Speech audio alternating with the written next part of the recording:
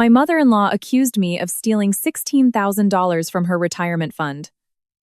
Then she called the police to handcuff me in the middle of her own birthday party. Who would have thought that as the entire extended family pressured me to bow my head, my husband would shout that I was his wife, asking if they still had any conscience. Then he placed a bag full of money on the table, making the whole family wish the earth would swallow them whole. There are wounds that do not come from strangers but fall upon us from our own family's dinner table. A daughter-in-law who had lived an upright life as a senior accountant for years, always patient for the love of her husband, was suddenly accused one day by her mother-in-law of taking her $16,000 pension fund. A written confession of debt was placed on the table, threats thrown as sharp as a knife. However, what silenced the entire family was not the mother-in-law's tears, but the moment her son, usually so devoted he seemed weak, suddenly stood up to protect his wife, yelling at his mother and sister right as the police were about to handcuff her. Chicago. At the end of autumn, a light drizzle had been falling from noon until evening. The maple trees along Michigan Avenue shed their yellow leaves onto the cold, wet asphalt. The wind that slipped through the glass windows of the office brought a chill that easily made the heart melancholic. That afternoon, I was sitting in front of my computer, rechecking the monthly debt report when the phone on my desk vibrated. The caller was my husband, Liam Hayes. I answered the phone, not even getting a word in before his voice came through, lower than usual, with a hint of hesitation. He asked me to stop by his mother's house after work for dinner. My hand froze on the computer mouse. I asked him what was going on. After a few seconds of silence, he sighed. He said his mother had something important to discuss, but he wasn't sure what it was. He pleaded with me to be patient with her, to help him just this once, explaining that his mother had been under a lot of stress lately. I looked out the window. The lines of vehicles on the street below were a continuous chain. Red lights glittered on the rain-slicked road surface. That phrase, to be patient with his mother, I had heard it so often I had memorized every pause for breath within it. I didn't answer right away. There was a familiar yet exhausting feeling in my heart. I told Liam that every time his mother called suddenly, she always said something was important, but it always ended with her either blaming me for being ungrateful, asking for money, or talking about Chloe. I asked what it could be this time. He said quietly that he knew I was tired. But he reminded me that his mother had suffered her whole life. He asked that if I loved him, I would please speak to her nicely. I gave a bitter smile. Not because it was funny, but because if I didn't smile, I might have sighed heavily. I told him I always spoke nicely, and he knew that. Across the line, there was silence. A moment later, Liam said quietly that he knew, and that he would come home early tonight so we could go there together. I agreed and hung up. My name is Alara Vance, and I'm 36 years old. I work as a senior accountant at Precision Ceramics Incorporated in the Loop. The accounting profession might sound dry, dealing only with invoices and transaction receipts every day, but I feel this job suits me. Numbers don't know how to flatter, nor do they know how to slander. Right is right, wrong is wrong.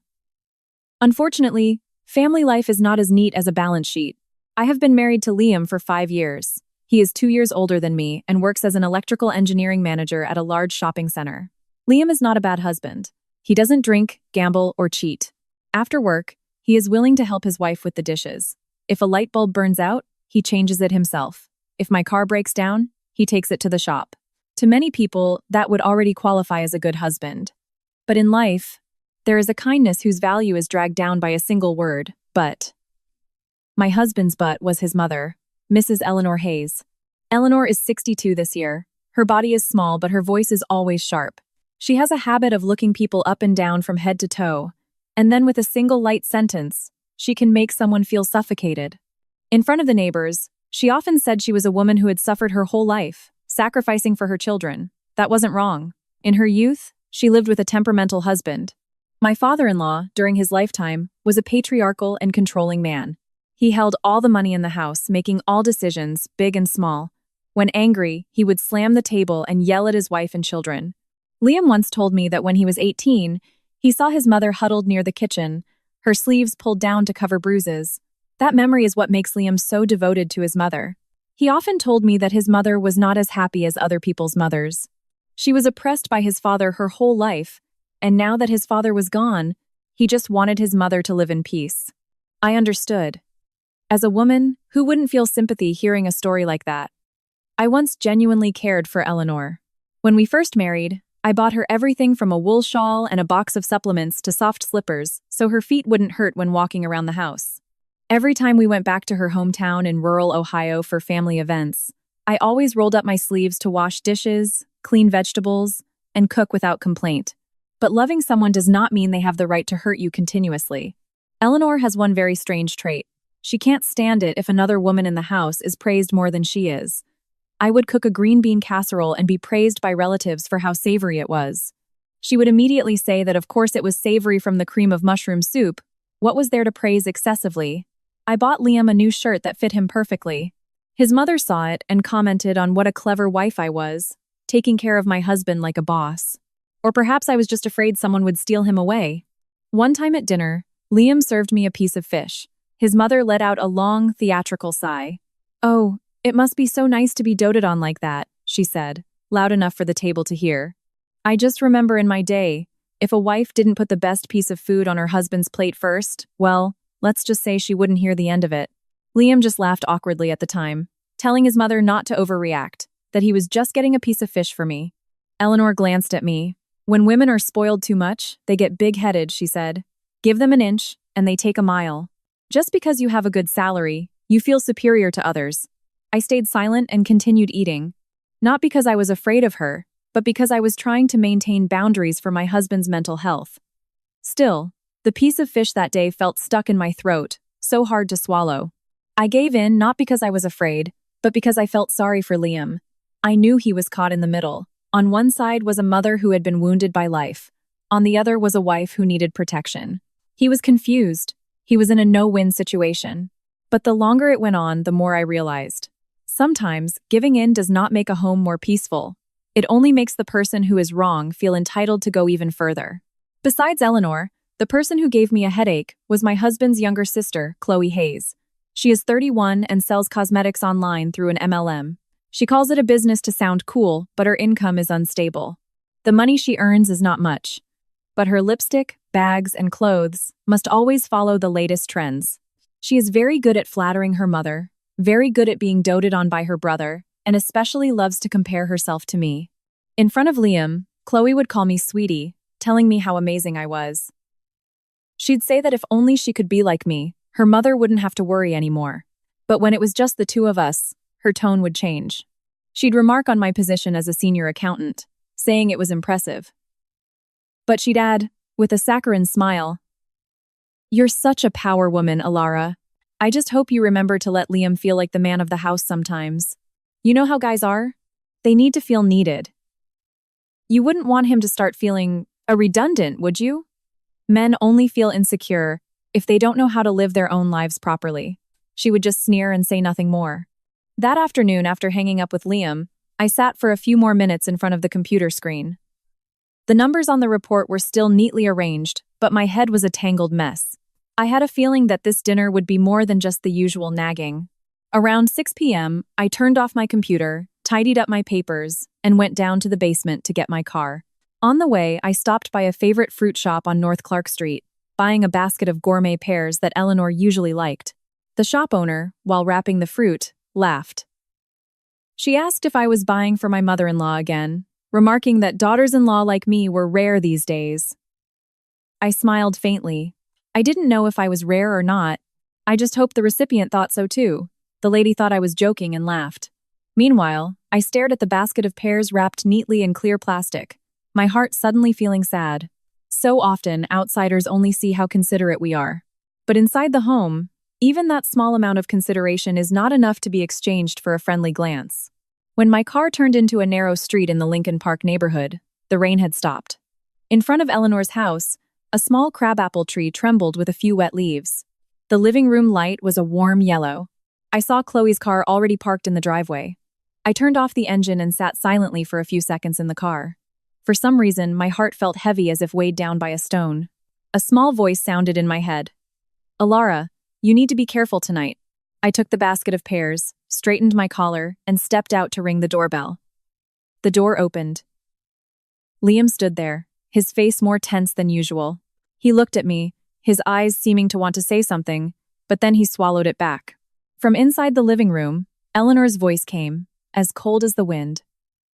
"Oh, you are finally here. Come in, come in. The whole family is just waiting for you.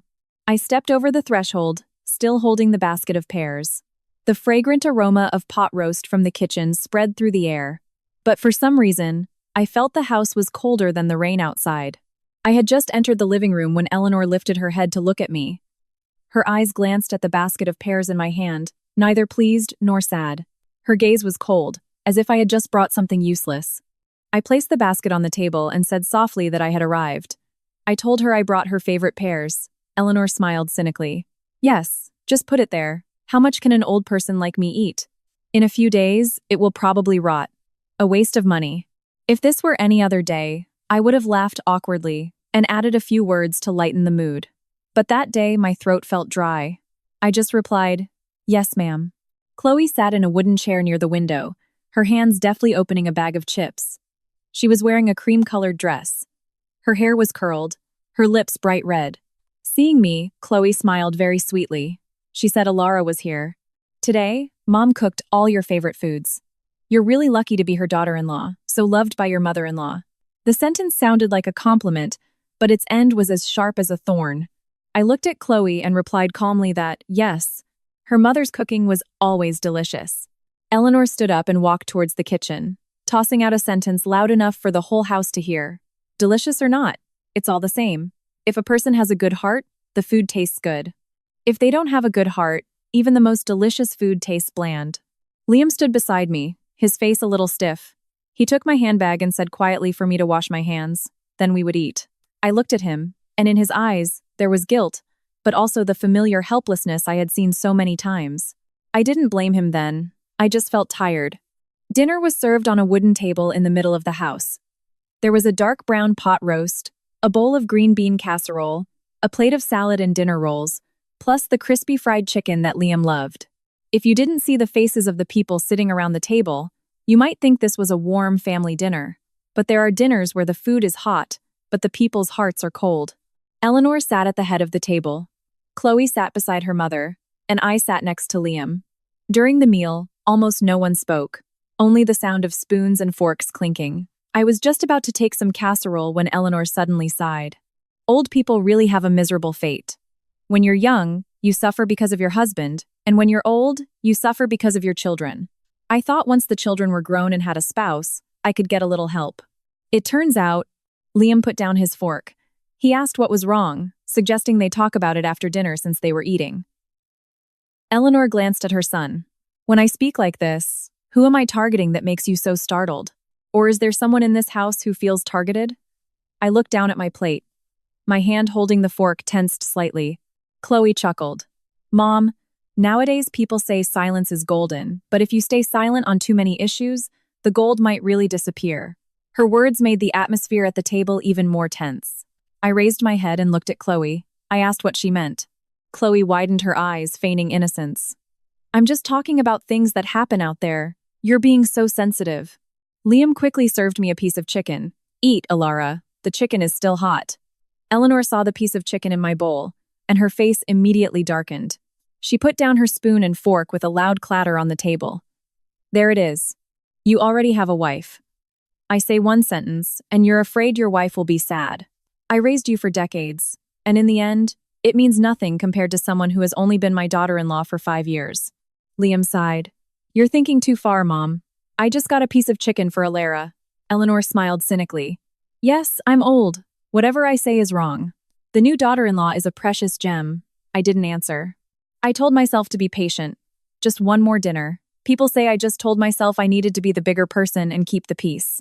But for some reason, at that moment, I thought that if you concede in the wrong place, peace wouldn't come. What would come is a slander ready to fall upon me. The dinner ended with a heavy atmosphere. I stood up to help clear the plates, but Eleanor brushed my hand away. No, don't. Today you don't need to touch anything. Just sit down. There's something we need to talk about. Her tone, shifting to a formal you, made me shiver. Usually she called me Alara, or when she was happy, dear, and when annoyed, you. Every time it was like this, I knew she was building a distance. Chloe immediately stood up, reached into her designer bag, and pulled out a sharply printed, multi-page document.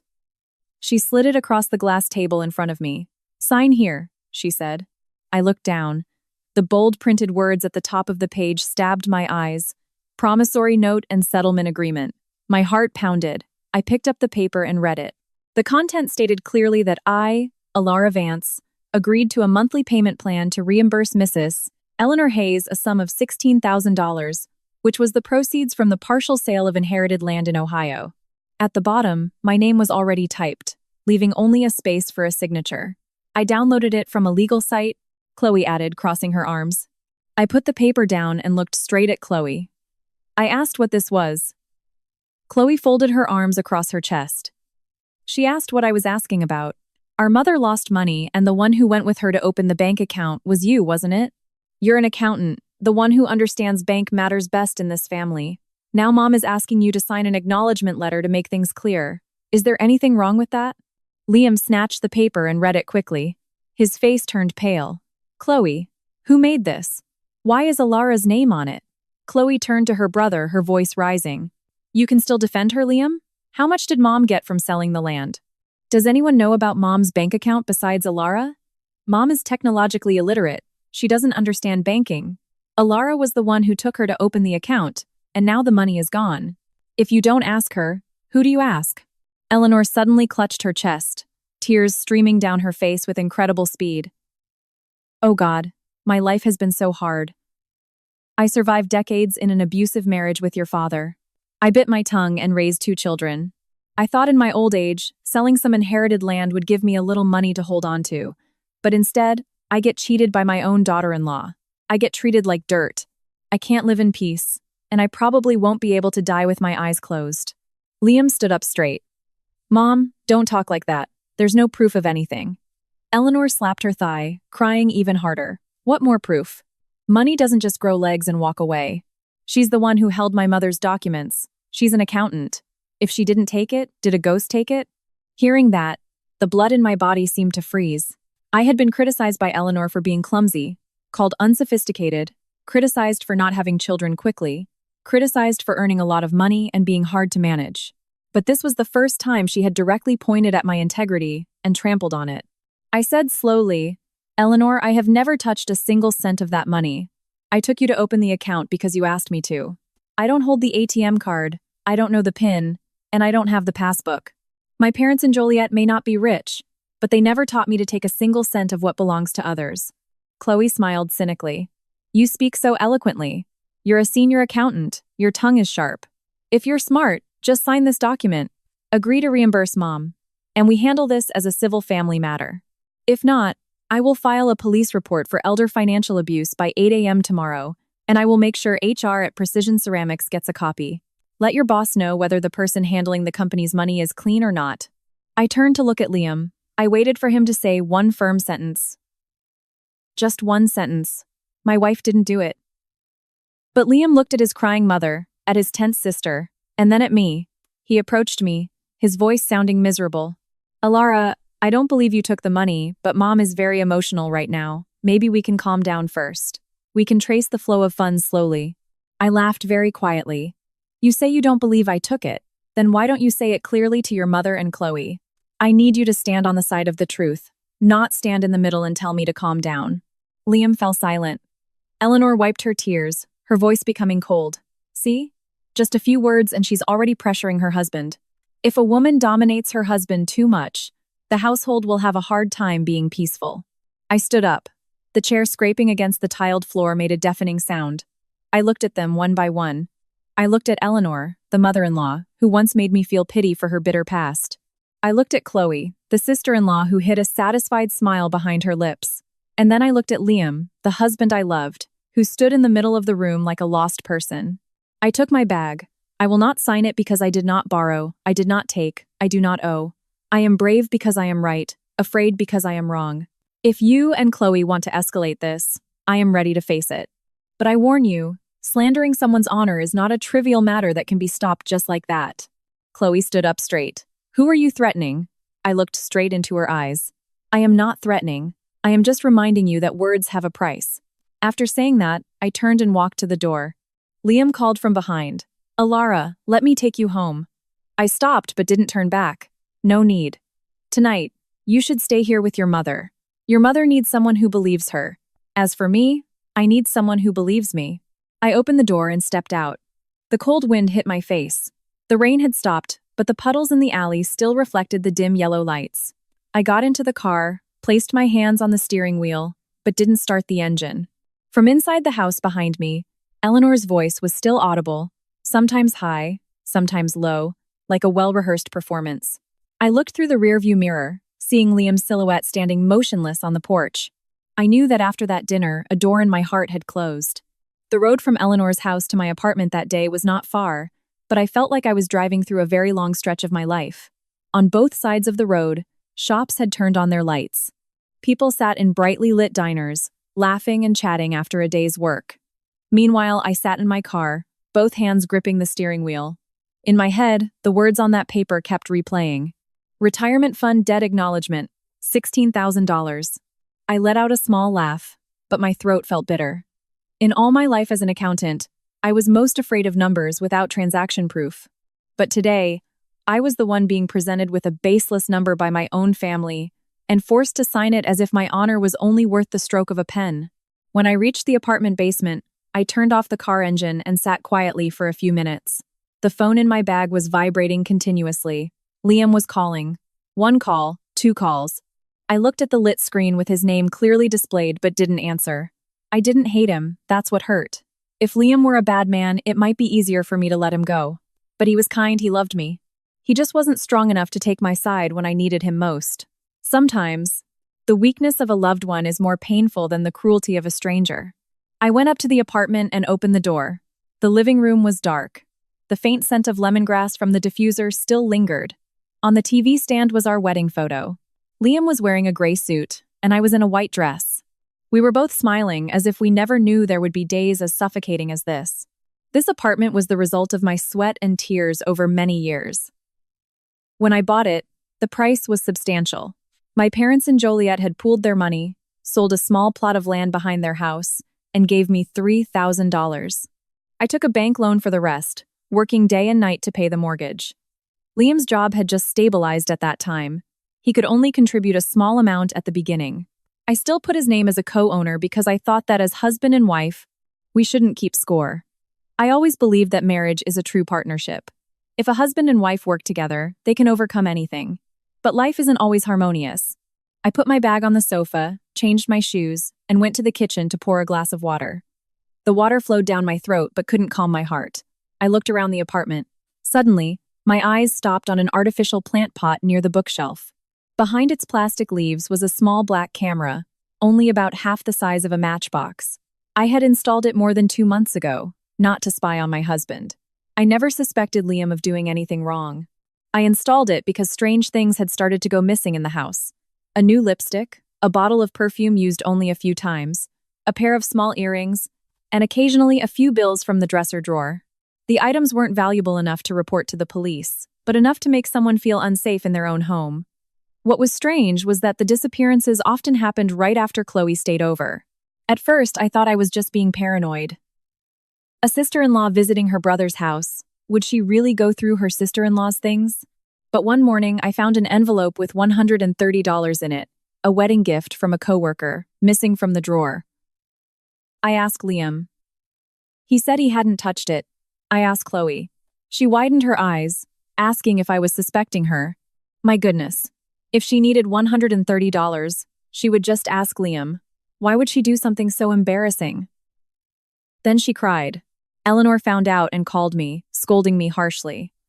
She questioned what kind of daughter-in-law I was, being so calculative with my sister-in-law. She said Chloe was still young and immature. Even if she took it by mistake, it was still family. I shouldn't act like there was a thief in the house. Since then, I kept quiet, but I installed the camera. I opened my laptop and accessed the data storage software. The screen displayed several recordings sorted by time. My heart beat slower, each beat felt distinct. I didn't know what I was looking for, but my gut told me that tonight's debt acknowledgement letter didn't just appear out of thin air. I replayed the data from the last 3 days. One afternoon, Eleanor came to my house after a hospital visit. She left a folder with documents in a small drawer, afraid she might drop it on the way. I remember her telling me to please keep her ATM card and ID.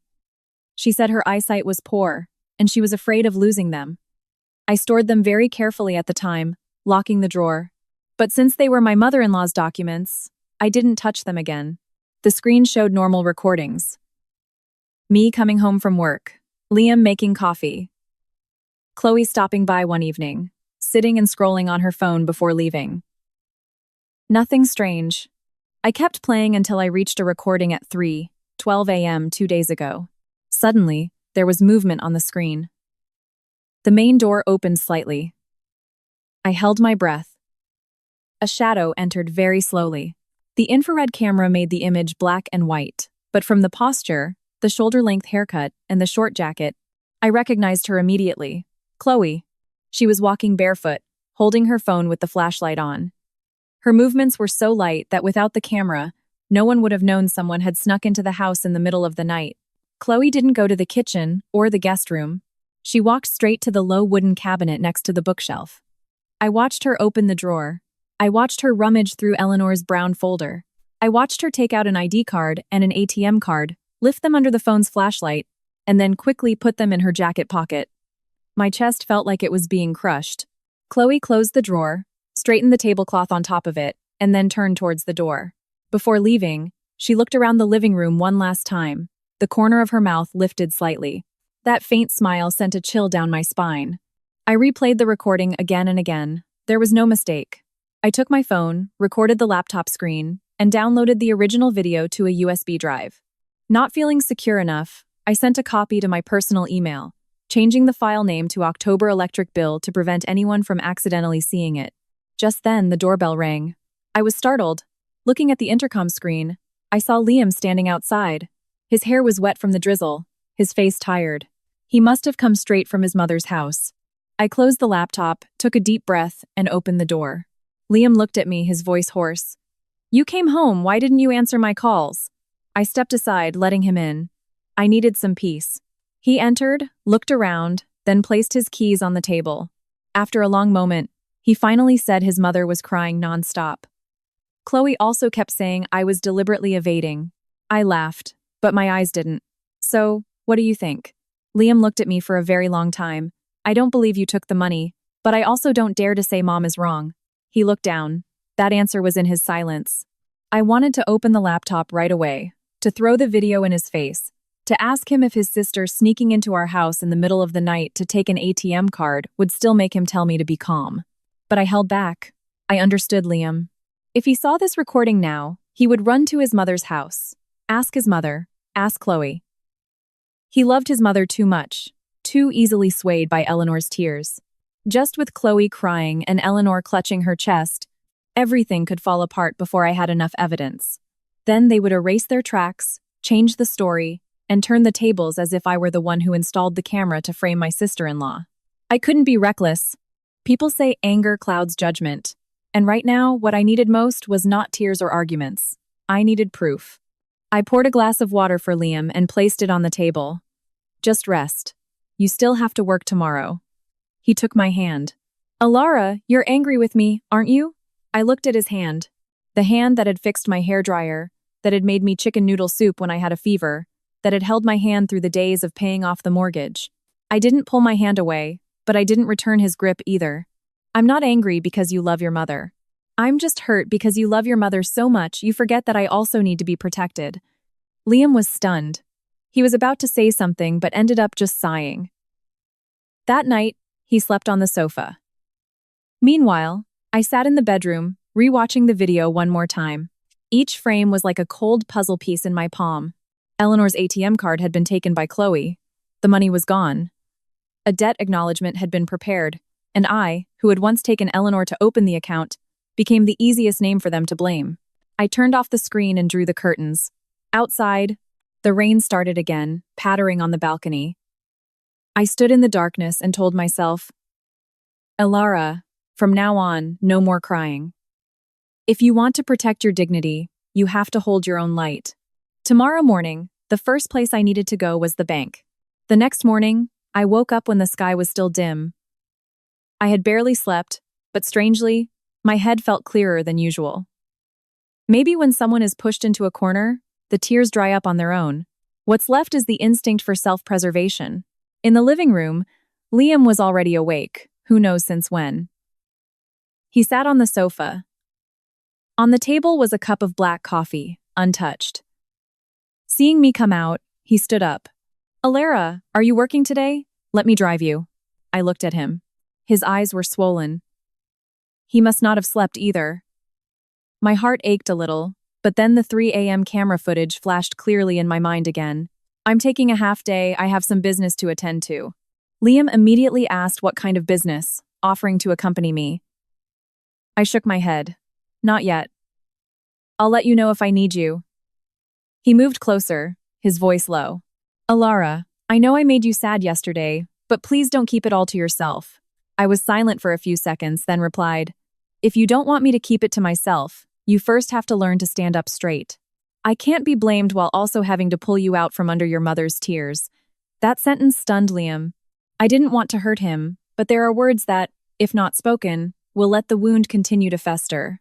I changed into a dark blue work outfit, tied my hair up neatly, put the USB in my bag, and drove to a bank branch in the South Loop. That was where, 6 months ago, I had taken Eleanor to open an account. That day, she had complained that her eyesight was poor, and she didn't understand complicated banking matters, so she asked me to accompany her. I only helped her fill in some basic information. The signature, fingerprint, and PIN were all done by her in front of the bank officer.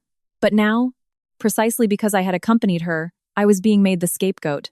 The bank was quite busy in the morning. There were people depositing, withdrawing, waiting to get a card. The sound of printers, queue number announcements, and officers serving customers filled the air. I took a number and sat down to wait, my hands clasped over my bag. Inside was the USB with the video of Chloe.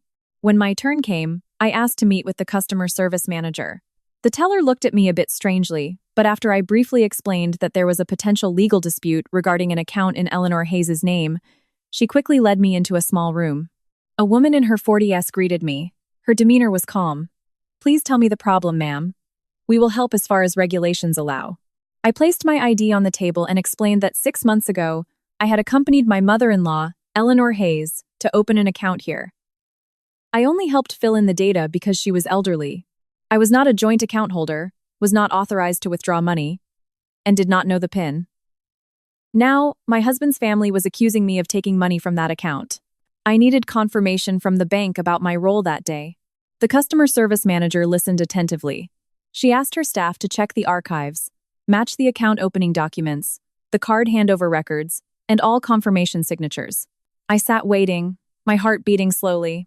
Not because I was afraid I was wrong, but because I understood that a piece of paper with an official stamp was currently more valuable than 100 sentences of defense. About 20 minutes later, she returned and placed a printed sheet of paper in front of me. "Mrs. Vance, according to our bank's records, you were only an accompanying person who helped the customer fill in some initial information.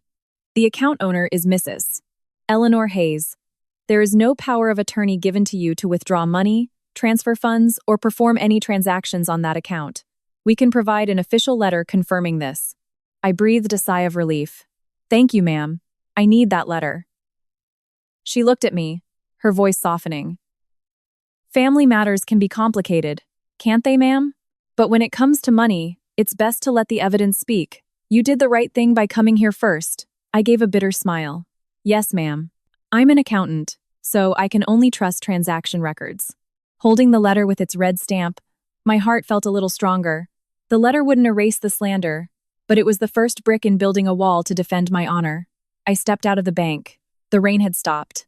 Thin sunlight shone on the still wet sidewalk. I intended to find a nearby coffee shop to sit and organize all the evidence when my eyes suddenly fell on a real estate agency across the street. Through the clear glass, I saw Chloe. She was sitting on a brown sofa, legs crossed, flipping through a brochure. In front of her, a man in a white shirt, likely a real estate agent, sat. On the table lay the floor plan of a small condo. Next to Chloe was a luxurious-looking black handbag with a shiny metal logo. I didn't know much about branded goods, but I knew enough to tell that bag wasn't a $130 item bought online. I stood still for a few seconds. Someone who just last month was complaining to Liam that her sales were slow and asking her brother to transfer her money for capital was now sitting pretty, looking at condos while carrying an expensive bag.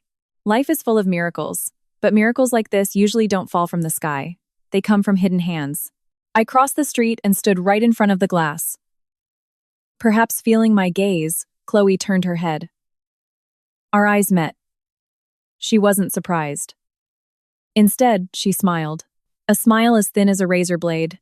She said something to the agent, then picked up her bag and stepped outside.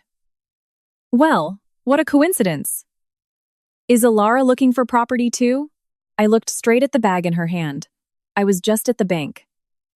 The smile on Chloe's face stiffened, but she quickly regained her composure. Oh, right. You must be preparing your defense. Well, you're an accountant. Everything needs proof. But family matters can't always be solved with paper. I asked calmly, Chloe, your new bag is nice. How much was it? She stroked the surface of her bag, deliberately turning the logo towards me. My boyfriend bought it for me. When someone cares, they buy you things. Why are you looking at it like that? Don't tell me you think everyone with a nice bag got it by taking their mother's money. I smiled faintly. I didn't say that. You said it yourself. Chloe's expression changed slightly. She pulled me to a corner near the coffee shop, her voice low but sharp. Alara, let me tell you something. You're smart, but don't forget, Liam loves Mom more than anyone in the world. If Mom cries a little, he won't stand by. Just give in. Admit to the $16,000. Just say you used it to renovate your parents' house. The family will still protect your reputation. I looked at my sister-in-law in front of me, still with a face full of makeup, still with a voice sweet on the outside but poisonous on the inside. My heart no longer trembled. And if I don't admit it, then what? Chloe smirked. Then you'll lose more than just money. You'll ruin your reputation at work, embarrass yourself in front of relatives, maybe even lose your husband. Your apartment is also in Liam's name. Don't think you have full control. Every word from Chloe fell like hot grains of sand. But instead of getting angry, I saw the conspiracy more clearly. They didn't just want me to confess to the debt. They wanted to use my honor as a rope to bind me, to make me afraid of losing my husband, my home, and my job, and then to make me bow down. I looked at the black bag in her hand and said slowly, Chloe, what goes around comes around. This bag is nice, but my advice is to keep it safe. Who knows? One day this very bag might be the one to point out its true owner. Chloe's face turned pale. Are you threatening me? I'm not threatening. I'm just reminding you. Clean money feels light when you spend it. If the money isn't clean, it feels heavy even when you wear it on your body. After saying that, I turned and walked away. Behind me, Chloe stood still for a few seconds, then hurriedly took out her phone and called someone. Without needing to hear, I could already guess who was on the other end. Eleanor. I went into the coffee shop, chose a hidden corner, opened my bag, and placed the bank's letter on the table. Outside the glass window, people were still bustling by. I looked at the red-stamped paper, and then remembered the black bag in Chloe's hand. The puzzle pieces were starting to come together. The ATM card taken at 3 a.m. Chloe looking at condos, a new luxury bag, a debt letter forcing me, threats about my job, husband, and apartment. I took my phone, photographed the letter, and saved it in a special folder. Then I sent a message to my own number as a reminder. From today on, don't argue with tears. Speak only with evidence. Outside, the late autumn sun shone on the still damp streets. But inside my heart, another storm was beginning to form. The next morning, I arrived at the office earlier than usual. The Chicago sky felt clearer after the rain, but the late autumn chill was still in every gust of wind that passed through the row of trees in front of the gate. I parked my car in the basement, grabbed my bag, and double-checked the bank letter in the folder before stepping into the elevator. Although I thought I could at least work in peace today, as soon as I walked through the glass doors of Precision Ceramics Incorporated, I immediately felt a different atmosphere. The receptionist, who was usually always cheerful when she saw me, that day just mumbled a good morning before looking down at her computer screen, not daring to meet my eyes for long. Near the coffee machine, 2 staff members from the sales division were whispering. When they saw me walk by, they immediately fell silent. One pretended to look at his phone, the other held a paper cup and hurried towards the stairs. I'm not an overly sensitive person, but working as an accountant for years has made me accustomed to noticing small details in people's behavior. There are numbers that can speak, and there are also gazes that can accuse. I had just put my bag on my desk when the head of HR, a woman a few years older than me, came into my office. She was usually calm and rarely looked nervous, but that day her face seemed very tense. Alara, Mr. Thompson wants to see you in his office now.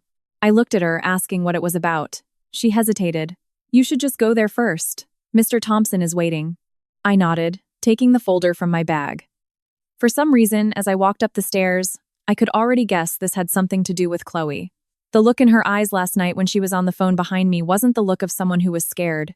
It was the look of someone who had just decided to pour gasoline on a fire. The director's office was on the next floor. I knocked on the door. From inside, Mr. Thompson's deep voice said to come in. Mr. Thompson sat behind his desk.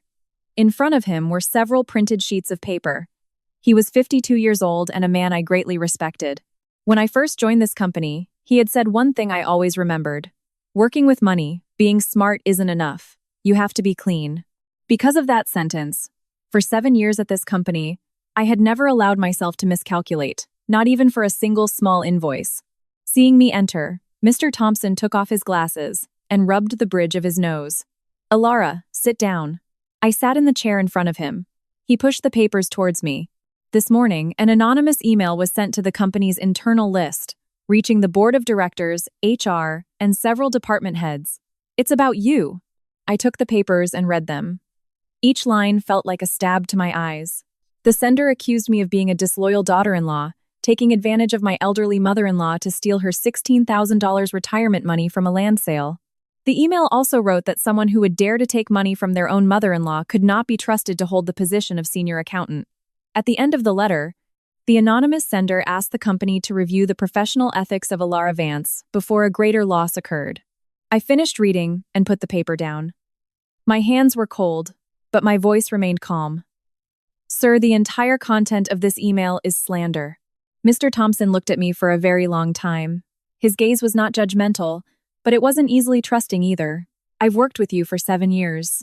I know your character, but this matter has been sent to many people in the company, and your position is very sensitive.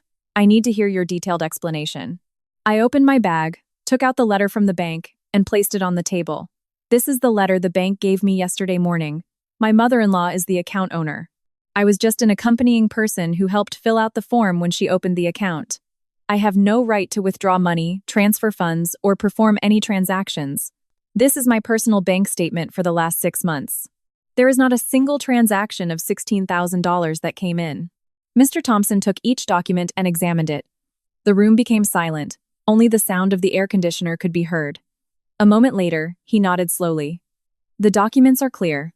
I believe what you've given me. But Alara, you also understand the principle of risk management. When a senior accountant is caught up in a financial rumor, whether true or false, the company must still take temporary measures. I looked at him. You can just say it, sir. I understand. Mr. Thompson sighed. Starting today, the company will temporarily suspend your sole approval authority for large transactions. Digital signatures for transfers will require additional confirmation from the assistant finance director. Your position and salary remain the same. This is not a disciplinary action, but is to protect you and the company until this matter is resolved. If it were someone else, I might have felt humiliated. But I had been in this profession long enough to understand that trust in the financial world is not just based on feelings but also on procedures. I nodded. I will comply. But I want to affirm that I will resolve this matter legally. I will not let a personal problem affect the company. Mr. Thompson looked at me, his voice softening. I hope you are strong. In this profession, losing money can be earned back, but losing a reputation is difficult. If you need the company to provide a statement about your performance, just let me know. That sentence made my eyes feel hot. At a time when my own family wanted to push me into the mud, at least there was an outsider who looked at me fairly. I stood up and bowed my head slightly. Thank you, sir. When I returned to the accounting department, everyone immediately fell silent. The room, which was usually always bustling with the sound of keyboards, printers, and calls for document verification, was now eerily quiet. I walked straight to my desk, placed the folder, and instead of sitting down immediately, I stood and looked around the room. Everyone, I need a few minutes. All eyes were on me. Some were confused. Some were curious. Some looked down as if afraid of being called out. I said slowly, I'm sure you all have heard or read the anonymous email this morning. I will only say this once. I, Alara Vance, did not take a single cent from my mother-in-law. The content of that email is slander. I have submitted the bank's letter and my personal bank statements to the board of directors. No one spoke, I continued. I have worked here for 7 years. You all know my character and how I manage finances. You can judge for yourselves. I'm not forbidding you from wondering, but I ask that you do not become a loudspeaker to spread someone else's lies. Words are light when spoken, but when they fall on someone's honor, their weight is very heavy.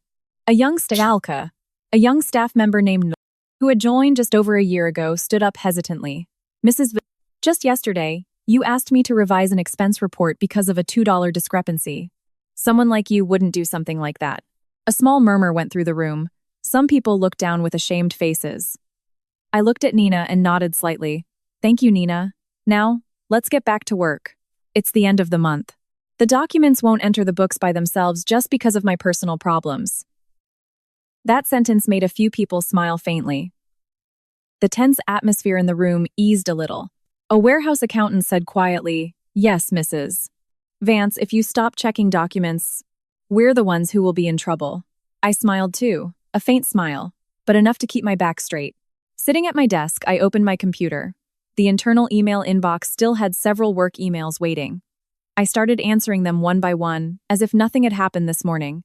But behind that calm facade, my heart was growing colder. Chloe had crossed the line. Slander within the family I could endure while looking for evidence. But when she touched my job, the fruits of my labor that I had built with sweat, that was a different story. One can be poor in money, poor in possessions, but one should not be so poor in conscience as to make another person's honor a plaything. Around noon, my phone vibrated.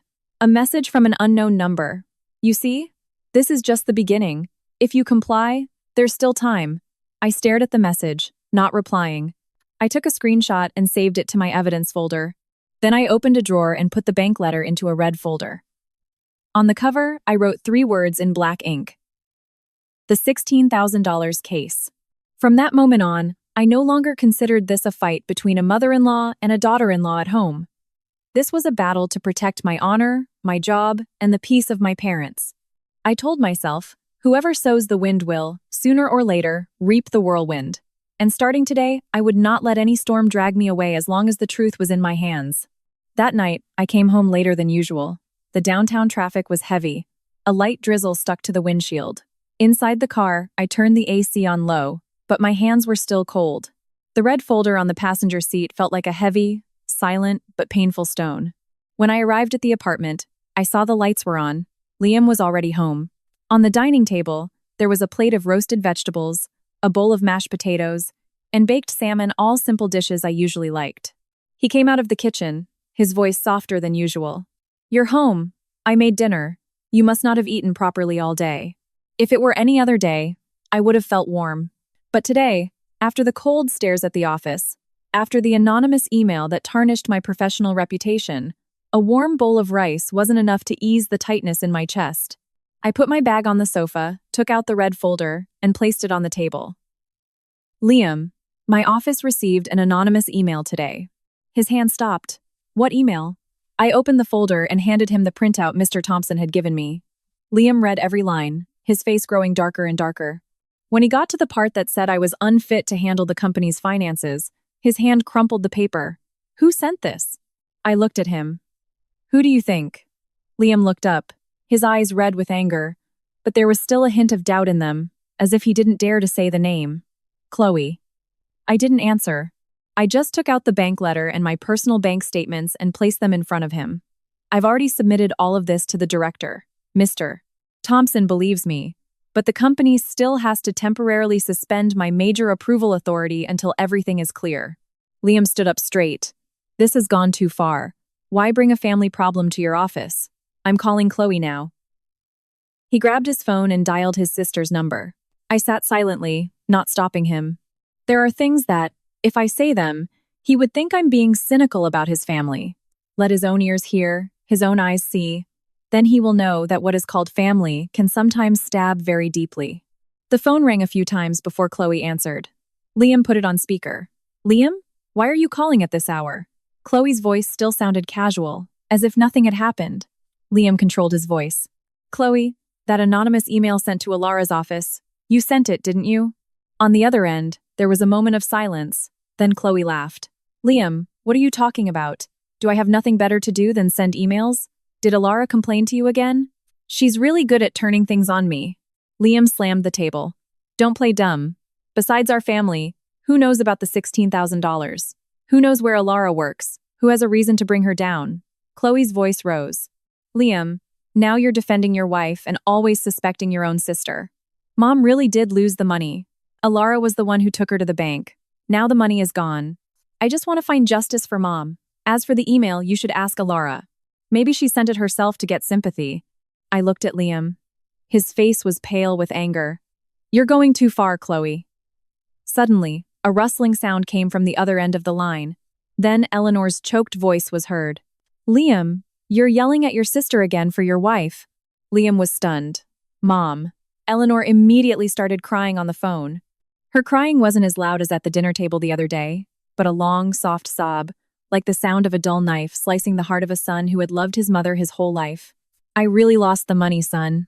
I'm old. How many years do I have left? My whole life, I was beaten and belittled by your father.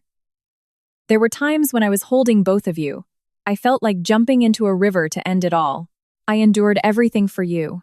Now I have a little money for my old age, and even that is gone. Don't you feel sorry for me? So why are you joining your wife in blaming your sister? Liam closed his eyes, his hand holding the phone trembling slightly. Mom, I'm not saying you're lying, but there's no proof yet. We can't just blame it all on Alara. Eleanor sobbed. So you mean I'm making up stories to frame my own daughter-in-law? I'm your mother. I raised you. Is that it? Hearing that sentence, my heart sank. Eleanor knew exactly how to pull Liam to her side. She didn't need logic. She used past tears and the merit of raising her children as a rope to bind her son. Chloe chimed in. Liam, wake up. Alara is good with words. If you keep defending her, and something happens to Mom, don't regret it. Liam opened his eyes, his voice hoarse but firmer. Chloe, don't use Mom's health to threaten me. I will get to the bottom of this. If Alara didn't take it, the person who slandered her must apologize. Chloe laughed cynically. Go ahead and look. When the truth comes out, don't blame me for not warning you. The call ended. The kitchen was quiet. The oven timer beeped softly. The aroma of baked salmon felt so simple and strange between us. Liam placed his phone on the table, his shoulders slumped. He pulled out a chair and sat in front of me, his hands clasped together. Alara, I'm sorry. I didn't look at him right away. I folded the email printout again, smoothing the edges he had crumpled. What are you sorry for? He choked. For letting you bear all this alone. I looked up. For the first time in days, I looked straight into my husband's eyes without hiding my disappointment. Liam, I know you love your mother. I once loved your mother too. A woman who was beaten and belittled by her husband, who wouldn't feel pity hearing that? But don't you see?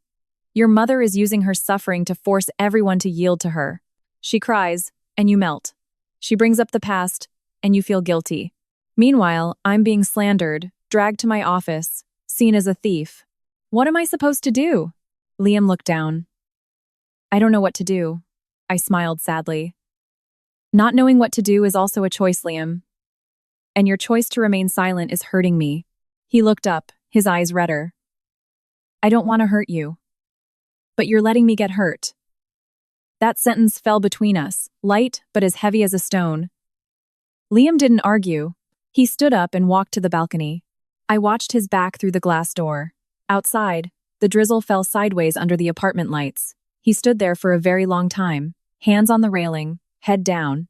I knew a war was raging inside him.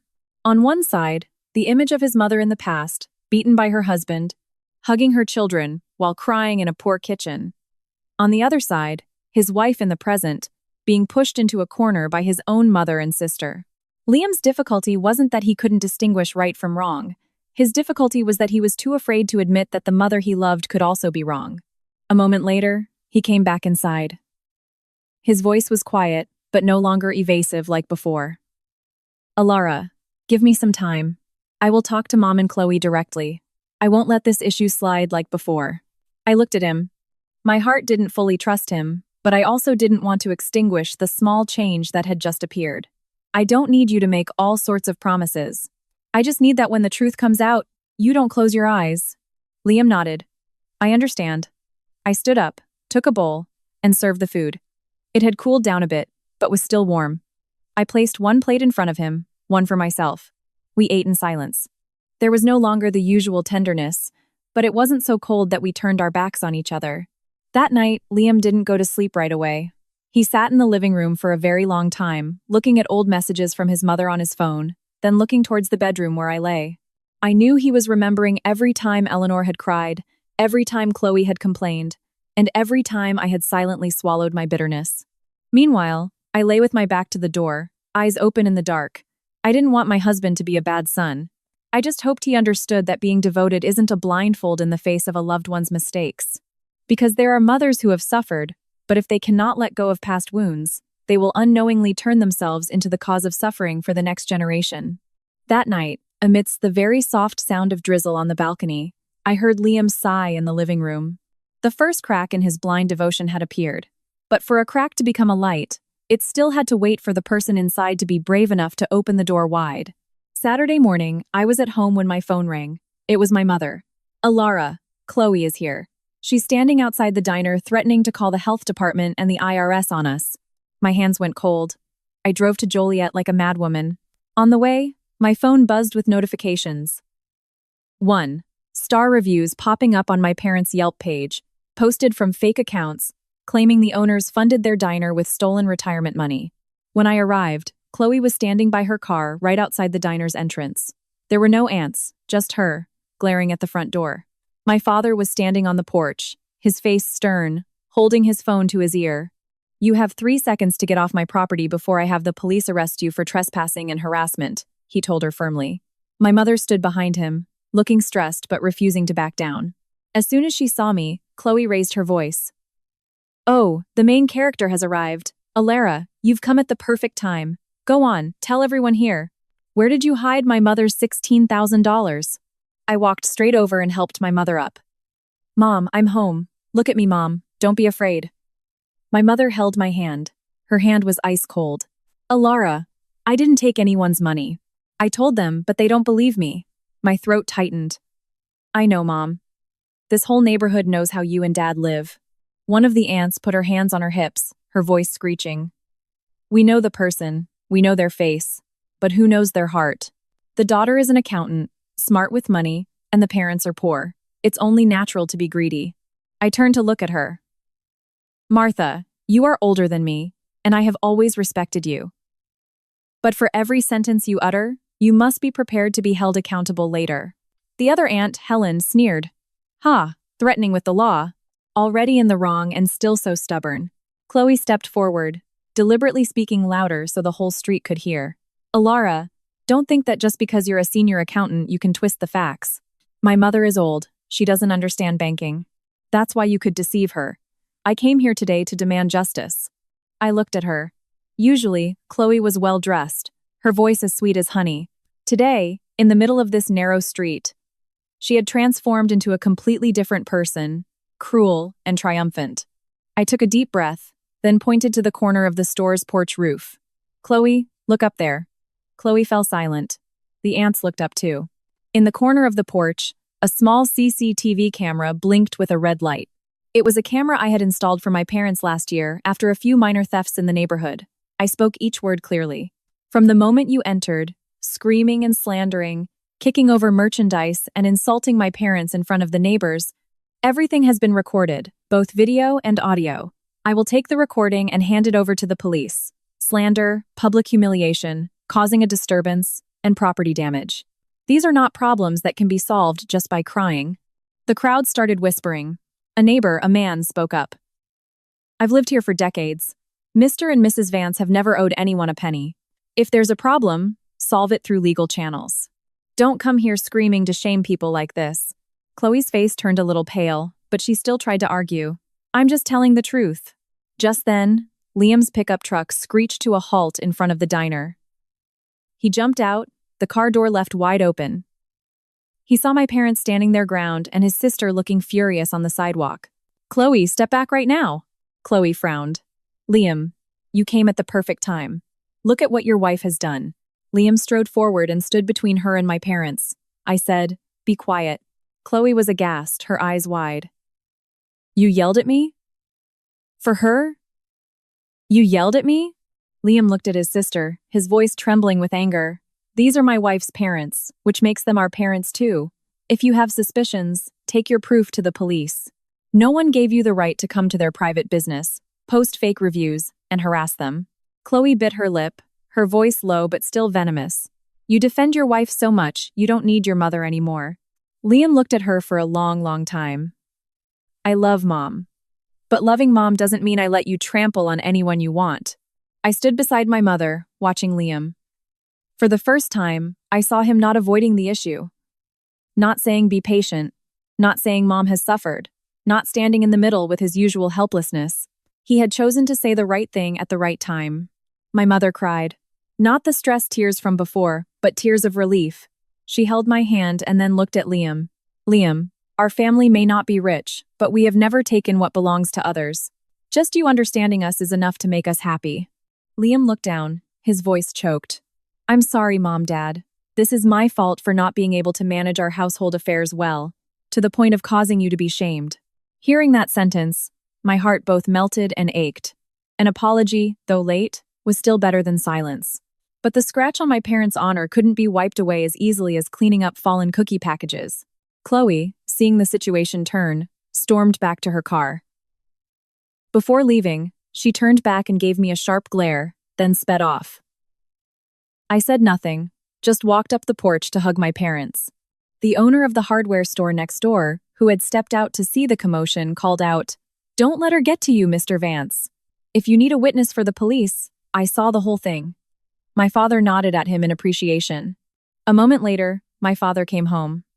Seeing the scene in front of the store, he didn't ask many questions. He just put his hand on my shoulder and said quietly, Alara, our family is poor, but we are not disgraceful. Don't let anyone force you to bow your head when you've done nothing wrong. That sentence made my eyes hot. I turned towards Liam. He stood silently near the door, his face full of regret. I knew that today he had taken one step forward, but ahead of him was still his mother, still Chloe, still the $16,000 whose fund flow was unclear, still traps that my gut told me they would not stop setting. The afternoon sky suddenly cleared. Sunlight shone on the camera on the porch, on the restacked goods, and on my mother's wrinkled face, still wet with tears. I clutched my bag tightly. If they had dragged my parents into this, I had no reason to be lenient anymore. After tidying up the store, I took my mother inside to rest. She sat on an old recliner, her hands still trembling. I poured her a glass of warm water and sat beside her. Mom, don't think too much about this. Let me handle it. My mother looked at me, her eyes red. Alara, I'm just afraid you'll suffer. Being a daughter-in-law but hated by your husband's family. A woman's fate is hard, dear. I held my mother's hand. Her hand was thin, her knuckles rough from decades of selling goods and cooking. Hard is not as scary as bearing slander, Mom. I can endure a harsh word or two, but I can't let others smear soot on your and Dad's faces. My father stood by the door, brewing strong tea. He didn't say much, just looked at me and nodded. Whatever you're going to do, be sure, don't be rash. A righteous person must walk a straight path, but even on a straight path, you have to watch out for potholes. My father's words made me smile faintly. Amidst a heavy heart, his simple humor felt like a sip of warm tea on a cold day. I said goodbye to my parents and drove straight towards downtown Chicago. In my bag was the USB, with the recording of Chloe sneaking into the house, the bank letter, my personal bank statements, photos of the threatening messages, and the recording of the incident in front of the diner. I knew it wasn't enough yet, but at least I was no longer fighting empty-handed. The law office was on the 7th floor of a small building. The lead partner, David, was an old friend from college. I was in accounting, he was in law. In college, David was known for being a man of few words, but his arguments were as sharp as a knife. Friends often joked that anyone who debated David didn't need to wait for a court verdict to feel they were wrong. I rang the bell. The door opened. David stood there in a white shirt holding a folder. When he saw me, he was stunned. Alara, you look so pale. Come in. I sat down, accepting a warm cup of tea from him. Before I could drink it, my throat tightened. Not because I wanted to cry, but because after days of having to be strong in front of my mother-in-law, sister-in-law, colleagues, and relatives, suddenly sitting in front of someone who could listen to me with logic, I realized just how tired I was. David placed his notebook on the table. Tell me from the beginning. Don't leave out any details.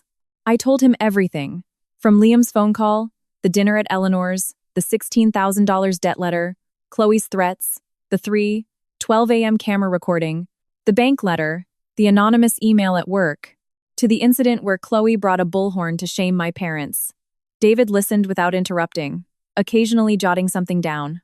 When I played the video of Chloe sneaking in and taking the ATM card, his expression turned serious. Your sister-in-law is not simple. Where did you save the original file? One on a USB, one in my personal email, and another on an external hard drive. Good. Never give the original file to anyone except the authorities or your lawyer. And the recording in front of your parents' store? I opened my phone. The image of Chloe holding the bullhorn, the aunt standing beside her, and my mother trembling in a plastic chair. It was all clear. David finished watching and sighed.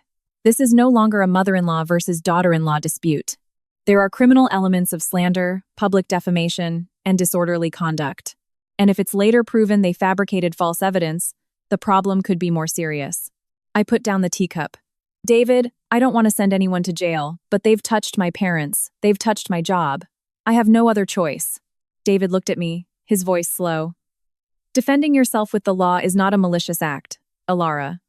What's malicious is knowing someone is innocent but continuing to slander them. After a moment of silence, I opened a small compartment in my bag and took out a white plastic envelope. I had kept it for 3 years, neatly laminated. I had saved it not to be calculative, but because as an accountant, I was used to every inflow and outflow of money being clear. I pushed the envelope towards David, and this. David opened it. Inside was a notarized promissory note with Eleanor's signature. The date was complete. The amount was $4,200. David raised an eyebrow. Eleanor owes you money? I nodded. 3 years ago, Chloe got involved in an MLM scheme, accumulated a lot of product, and fell into debt. Eleanor took out a massive high-interest personal loan from a predatory online lender to help Chloe but couldn't make the payments. The collection agency threatened to place a lien on her house. My mother-in-law came to my house crying, saying if she lost her home, she would have nowhere to go. Liam was also at a loss at the time. His salary wasn't much. I felt sorry for my mother-in-law, so I took my savings. I gave her $4,200 to redeem the title. David read every line carefully. There was a notary seal, a due date, a signature, very solid. I smiled sadly. At that time, Eleanor held my hand, saying a daughter-in-law was better than her own child. She promised that once the land was sold, she would pay me back first. But now that the land is sold, not only did she not pay, but she and Chloe accused me of taking her pension money. David put the letter down, his gaze sharpening. Alara, this letter is very important. It reverses your position. Right now, the one with the obligation to pay is Eleanor. As for their accusation that you took $16,000, they are the ones who have to prove it. They can't just cry and force someone to confess. I asked, so what should I do now? David took a blank piece of paper and wrote down a few points. First, make certified copies of all messages, emails, and videos. Second, send a cease and desist letter demanding that Eleanor and Chloe stop the defamation and issue a public apology. Third, prepare a police report if they continue. Fourth, for this $4,200 debt, you can file a civil suit to demand payment plus interest according to the agreement or regulations. Hearing each point, my mind slowly cleared. Life is sometimes like a tangled thread, but as long as you find the right end, everything can be unraveled. David continued, but you must remember, don't reveal all your evidence at once. People who are fabricating a story are usually very confident when they think their opponent can only cry. Let them act further. When they cross the line, then your evidence will be strong enough to corner them. I looked out the window. On the streets, vehicles were crowded. Everyone was busy with their own stories. I remembered Liam. I remembered his look when he snatched the bullhorn from Chloe's hand. He had taken a step forward, but I didn't know if he had enough courage to go further. I signed the retainer agreement, appointing David as my legal counsel. As I put the pen down, my heart didn't feel lighter, but it felt more solid. Leaving the law office, my phone vibrated. A message from Chloe appeared on the screen. Get ready to come to Mom's birthday party, Alara. Make sure you dress nicely. It's going to be crowded with relatives. Don't embarrass yourself. I stared at the message for a long time. Then I took a screenshot and saved it in the evidence folder. After that, I replied with one short sentence. Don't worry, I'll be there. With the utmost respect. After sending it, I put my phone away. The late autumn wind blew the hem of my blouse. I knew a bigger storm was waiting. But this time, I was no longer standing alone in the middle of a raging current. In my bag, I had the truth. In my lawyer's hands, I had a case file. And in my heart, fear was beginning to be replaced by calm. That night, when I left David's law office, it was already dark. Chicago during rush hour was at a total standstill. Cars crawled under a light drizzle that looked like smoke. In my bag were a copy of Eleanor's $4,200 promissory note, the bank letter, and a list of the next steps I had to take. My logic told me I was on the right path, but my heart still felt heavy. When I got to the apartment, I saw the lights were on. Liam was home. On the dining table were roasted vegetables, mashed potatoes, and baked salmon, all simple dishes I usually liked. He came out of the kitchen, his voice softer than usual. "You're home. I made dinner. You must be tired today." I placed my bag on a chair. Yes. I stopped by my lawyer's office. His hands paused for a moment. "You went to a lawyer?" I looked at him without flinching. I had to. This has gone too far. I can't just sit around and wait for someone to show me mercy. Liam pursed his lips. He didn't object, just quietly served rice into a bowl. We ate. The atmosphere wasn't as tense as the day before, but it couldn't be called warm either. Between us now was a thin layer of glass. We could see each other, but every touch felt cold. After dinner, Liam stood up to clear the plates. "Let me wash up. You go rest." I didn't refuse. I went into the bedroom to change, gathering some jackets hanging behind the door to put in the washing machine. Among them was Liam's brown jacket that he wore yesterday when he went to Eleanor's house. As usual, I checked the pockets before washing. My hand touched a stack of folded papers. I pulled it out. At first, I thought it was a receipt or a technical diagram for his work. But when I unfolded it, the words at the top of the page made my vision go dark. Separation agreement and quitclaim deed. I stood frozen in the middle of the room. The sound of water running in the kitchen was still audible. I heard the clatter of plates, the ticking of the wall clock, but my own heartbeat seemed to have stopped.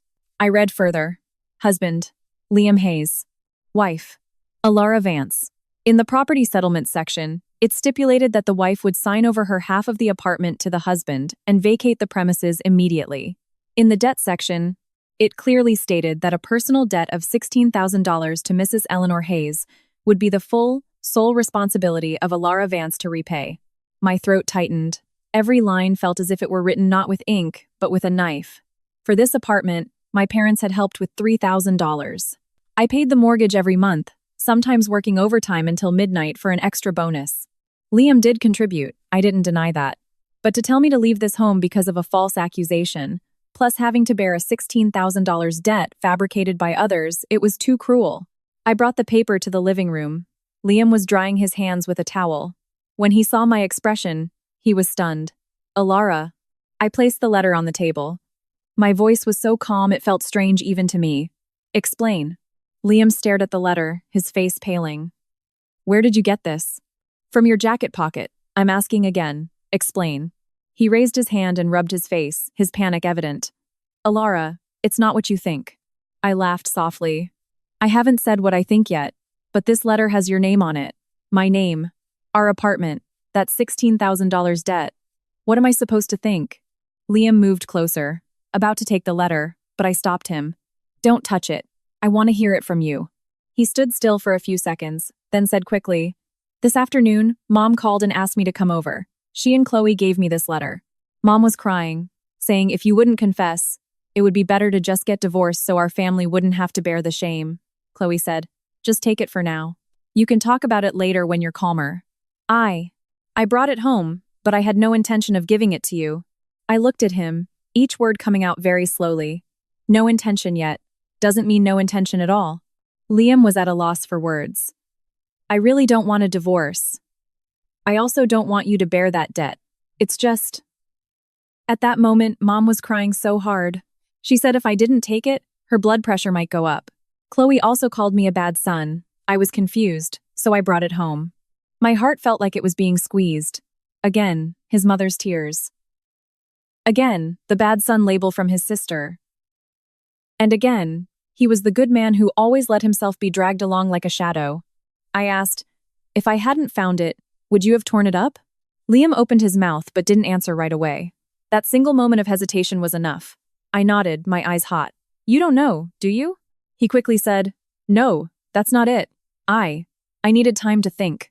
While you were thinking, they had already sent an email to my office. They had already brought people to my parents' house. They had already prepared a separation agreement to kick me out of my home. Liam, how long do you need to think? My voice rose for the first time in days. Not a shout, but the voice of someone who had been under pressure for too long. Liam looked down. I'm sorry. I shook my head. I'm tired of, I'm sorry. Do you know what hurts the most? It's not that your mother hates me, not that Chloe is framing me, but that every time they raise a knife, you always say, wait a minute, let me think if this knife needs to be put away or not. Liam looked up, his eyes red. I never want them to hurt you, but you always give them the chance. The room was silent.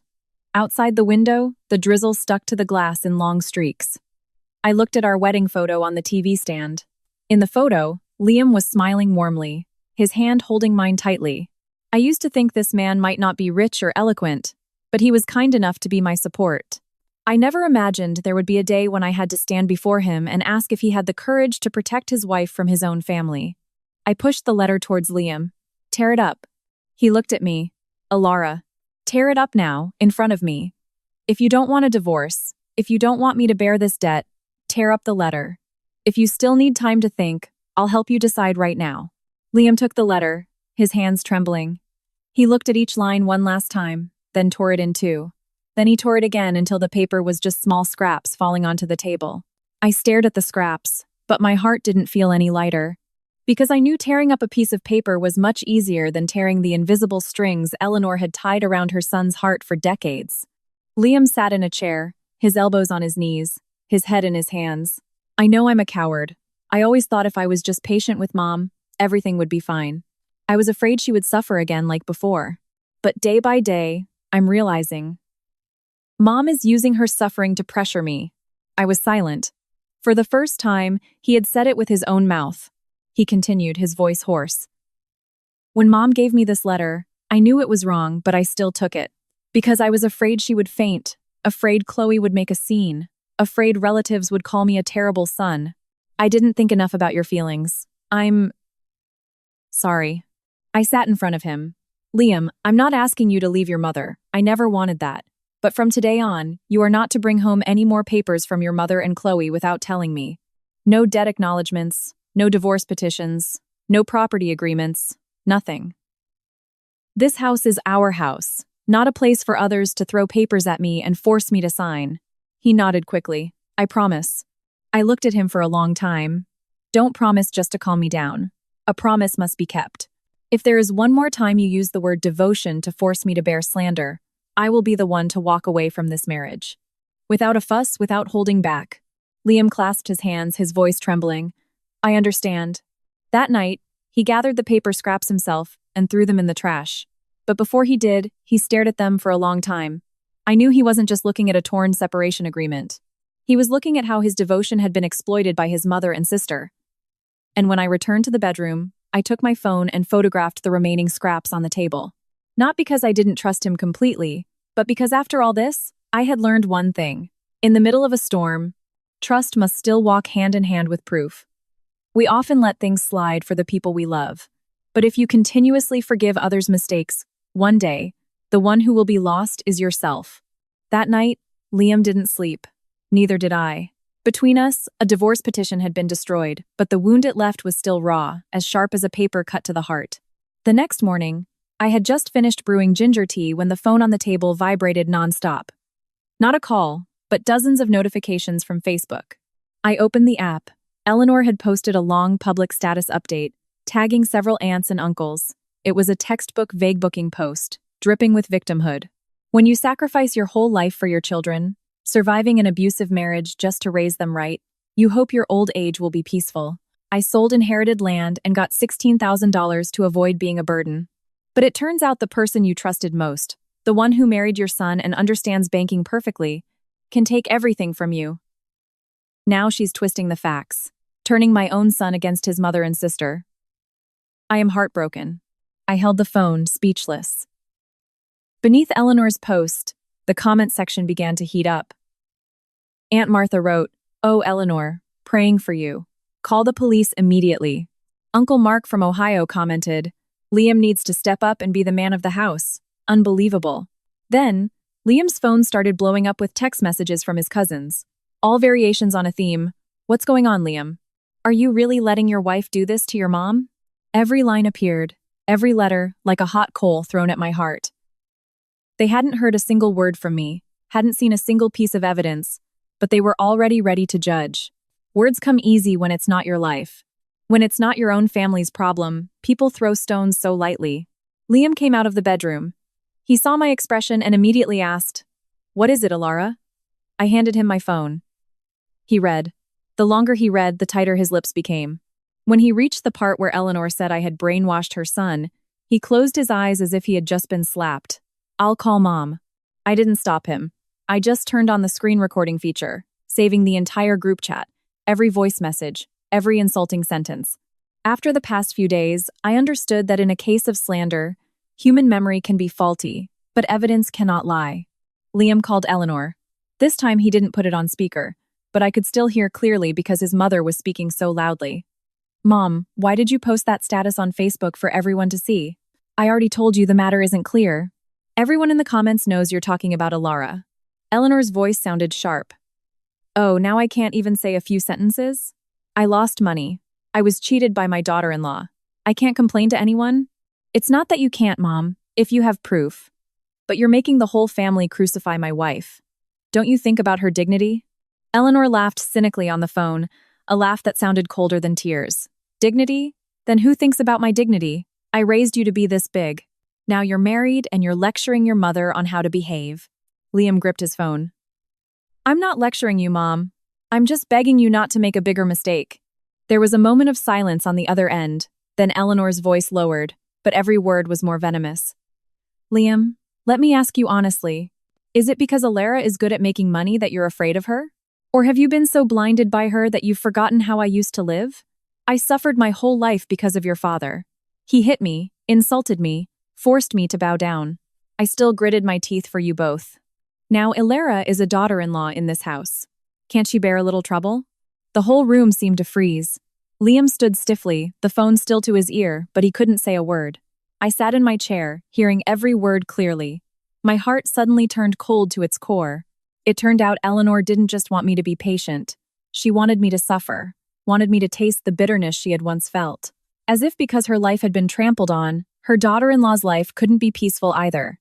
A moment later, Liam said very quietly, "Mom, do you really mean that?" Eleanor answered quickly, "Am I wrong? When a woman gets married, she should know her place. I could endure it, why can't she? Or does she think because her salary is high, she has parents who defend her, she has that apartment, that she's better than me?" Liam moved the phone away from his ear. Eleanor was still talking, but he had ended the call. He stood in the middle of the living room, his face ashen. I wasn't angry at him at that moment. I just saw in his eyes that something had just broken. All this time, Liam had clung to the image of a pitiful mother. A mother beaten by her husband, oppressed by life, pushed to the corner by poverty. He loved his mother like he loved an old wound. But that morning, his own mother had torn off the bandage, revealing that underneath there was not just a wound, but also the poison of envy and a desire to control. I asked quietly, "Liam, you heard it clearly, right? Do you still think I just need to be a little more patient for our home to be peaceful?" He shook his head very slowly. "No." On my phone, the Facebook notifications were still buzzing. Aunt Martha added another comment. "On Sunday, at the birthday party, we need to confront her directly. Don't let her keep pretending to be a victim." Right after that, Helen chimed in. "Exactly. If she shows her face, someone should just call the police right there." I took a screenshot. Liam read it too. He clenched his fists until his knuckles turned white. "This Sunday, Mom is having a big party." I nodded. "It seems so. They're setting the stage." Liam looked at me, his voice hoarse. "Alara, don't go. I'm afraid they'll hurt you again." I looked at him, calmer than I expected. "If I don't go, they'll say I'm running because I'm guilty. They've already set the stage. I can't let them act alone." He approached me. "I'll go with you." I looked deep into his eyes. "Just going isn't enough, Liam. When it's time to speak, you have to speak. When it's time to choose, you have to choose. I won't back down again. I know." Just then, Liam's phone screen lit up. A message from Chloe appeared, just one short line. "Liam, Remember to bring Alara to Mom's party. Mom wants the whole family to see her apologize. Liam read the message and then showed it to me. I let out a small laugh, a laugh with no humor in it at all. Chloe is so confident. Liam didn't laugh. He just said, "Tonight, I'm going to Mom's house. I want to hear directly what else they're planning." I was about to say he didn't need to, but seeing his expression, I held back. There are truths that must be faced in person to be truly believed. If Liam wanted to confront his mother and sister, I wouldn't stop him. I just reminded him to be careful. Don't let tears pull him back to where he started. He nodded. This time, I want to see with my own eyes, not with pity for Mom anymore. The afternoon passed slowly. The light outside the balcony faded, enveloping the living room in a sad gray color. I sat organizing all the screenshots, saving every voice message from Eleanor into the file. The $16,000 case folder was getting fuller, Eleanor's words echoed in my head. I could endure it. Why can't she? I suddenly understood. There are people who don't just want to be loved. They want others to bow down to prove they still have power. And when that person is your mother-in-law, and the one being forced to bow is her daughter-in-law, a family tragedy begins with 2 words: patience and endurance. But I was not born to repeat Eleanor's bitter life. I am Alara Vance. I can be a good daughter-in-law, a faithful wife, but I will not let anyone turn me into the shadow of a woman who was once hurt and then became cruel. This Sunday, I will go to that party. I will arrive with honor, sit with composure, and wait to see when the mask of a mother's false affection will fall. That night, Liam said he was going to his mother's house. He wore only a thin black jacket, holding a box of blood pressure medication he had bought for Eleanor. Before leaving, he stopped and looked at me. "Alara, lock the door. I'll just be a moment. I'll be back soon." I was organizing files at the table, and I looked up at him. "Are you going there to question your mother, or to hear her cry again?" My question made Liam freeze. He looked down, his voice low. "I don't know anymore if Mom is telling the truth or not, but I want to hear and see for myself. I don't want to keep standing in the middle and hurting you." I didn't say anything. I just went to the drawer, took out a small voice recorder, and placed it in his hand. He was shocked. "You want me to record my mother?" I looked straight into my husband's eyes. "Not to trap your mother, but so that when the truth comes out, you don't let anyone's tears make you forget." Liam gripped the recorder. A moment later, he nodded. "I understand." He left. The door closed. The apartment was suddenly quiet. I stood by the window, looking down at the apartment courtyard. Liam's shadow walked past the yellow lights, growing smaller and then disappearing behind the gate. My heart was uneasy. I was afraid he would give in again. Afraid that all it would take was Eleanor clutching her chest, crying, and bringing up the times her husband beat her. Then Liam would forget that his mother was also hurting another woman. But I also knew there were doors he had to open himself. Even if I pulled him, I would only be on the outside. It was almost 11 p.m. when my phone rang. Liam. I answered it quickly. "Alara, please open the door." His voice sounded strange, hoarse and panicked. I hurried to open the door. Liam stood outside, his face ashen, his hair slightly disheveled, his eyes bloodshot, as if he had just been through a storm. He came in, closed the door, and leaned against the wall. The box of blood pressure medicine was still in his hand, crushed from being held too tightly. I asked quietly, "Liam, what's wrong?" He didn't answer right away. He walked to the dining table and placed his phone in front of me. "Listen." I looked at him and then pressed play on the latest recording. At first, there was the sound of a screen door sliding open, then Eleanor's cough. Chloe's voice came first, soft but clear. "Mom, tomorrow just do exactly as I said. All the relatives will be there. Alara won't be able to argue." Eleanor replied, her voice anxious. "But if the police really come, won't it be a problem? I just want her to admit she owes the money, not." Chloe cut her off. "Mom, you're getting soft again. If you don't intimidate her, she'll walk all over you.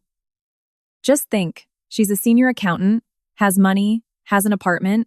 Liam is defending her. In a few more years, will you still have a voice in this house?" I sat frozen.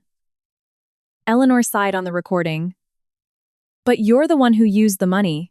If they find out..." Chloe lowered her voice. "They won't find out. I've arranged everything. $10,000 for the down payment on the condo in the suburbs. The papers are in my name. They won't know the money came from your account. $4,200 to pay off that predatory lender. They got their money. They'll close the account. The rest, About $1,800. I've already withdrawn in cash. Tomorrow, I'll keep it in my bag. When you start crying, all the relatives will gather around. I'll find a way to slip the bundle of money near Alara's chair. The police will come, see the evidence, and she won't be able to deny it. Hearing that, my hands went cold. I remembered the black bag Chloe was holding when we met at the real estate office. It turned out that bag was not just a sign of greed, but a carefully prepared trap. In the recording, Eleanor was silent for a long time, then said, "What if Liam finds out?" Chloe laughed cynically. "Liam loves you the most. You just have to clutch your chest, cry, and bring up the old stories about Dad hitting you. He'll give in again. At most, he'll just tell Alara to be patient. When has he ever dared to defy you?" I didn't look at Liam, but I heard his heavy breathing beside me. Eleanor continued, her voice no longer trembling. "That Alara has been annoying me for a long time. Such a self-righteous daughter-in-law, always talking about right and wrong. I hate women who are spoiled by their husbands and then feel superior to their mothers-in-law. I survived your father beating me. She's a daughter-in-law in this house. Is it too much for her to bear a little shame?" Chloe chimed in. "Exactly, Mom. Tomorrow we'll teach her a lesson so she knows this house is not a place for her to be a queen." The recording ended with the sound of a chair being moved and Liam's ragged breathing. That must have been when he rushed out from behind the door. I sat in silence for a very long time. The apartment was quiet, only the dry ticking of the wall clock. Liam sat in the chair opposite me. He looked down, his hands covering his face. I heard everything. I was standing outside Mom's room. I brought her medicine, intending to talk to her nicely. But as soon as I got there, I heard Chloe talking about tomorrow's plan. His voice broke on the last few words. I never expected. Mom agreed to it. I looked at the man before me. He was once a little boy who stood in the kitchen watching his mother being beaten by his father. He loved his mother with all the trauma of his childhood. But tonight, his own ears had heard the mother he loved use old wounds as an excuse to torture his wife. I asked, "Now do you still think your mother just misspeaks because she's suffered too much?"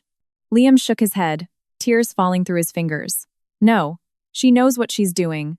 So does Chloe." He looked up at me, his eyes red, but there was no more confusion like before. "Alara, I'm sorry. All this time, I thought being patient with Mom was a form of devotion. I was afraid she'd be sad, afraid she'd get sick, afraid people would say I'd forgotten my mother now that I had a wife. But I forgot, behind me was you. I kept forcing you to be patient, until Mom and Chloe thought you deserved to suffer." Hearing that, my heart ached, but it was no longer weak like before. "I don't need you to cry. Tomorrow, in front of your mother, your sister, all your relatives, and even the police if they call them, you have to choose where you will stand." Liam nodded quickly. "I will stand on the side of the truth." I looked at him for a long time. "The truth could hurt your mother." He swallowed. "But if I keep silent, the one who will be trampled into the mud is you." That sentence made my nose sting. I turned my face away, not wanting my tears to fall. I had been waiting for that sentence for too long. Liam took the voice recorder out of his pocket and placed it next to the phone. "I've saved a copy to my email. I'll bring it tomorrow. If they stop, I'll give Mom a way out. But if they insist on framing you," he paused, his hand on the table clenched into a fist, "I will not let them touch you again." I stood up, opened the closet, and took out the red folder. I put in a copy of the bank letter, the bank statements, photos from the camera, and Eleanor's $4,200 promissory note. Liam saw it all, his face growing heavier. He said quietly, "You've prepared everything?"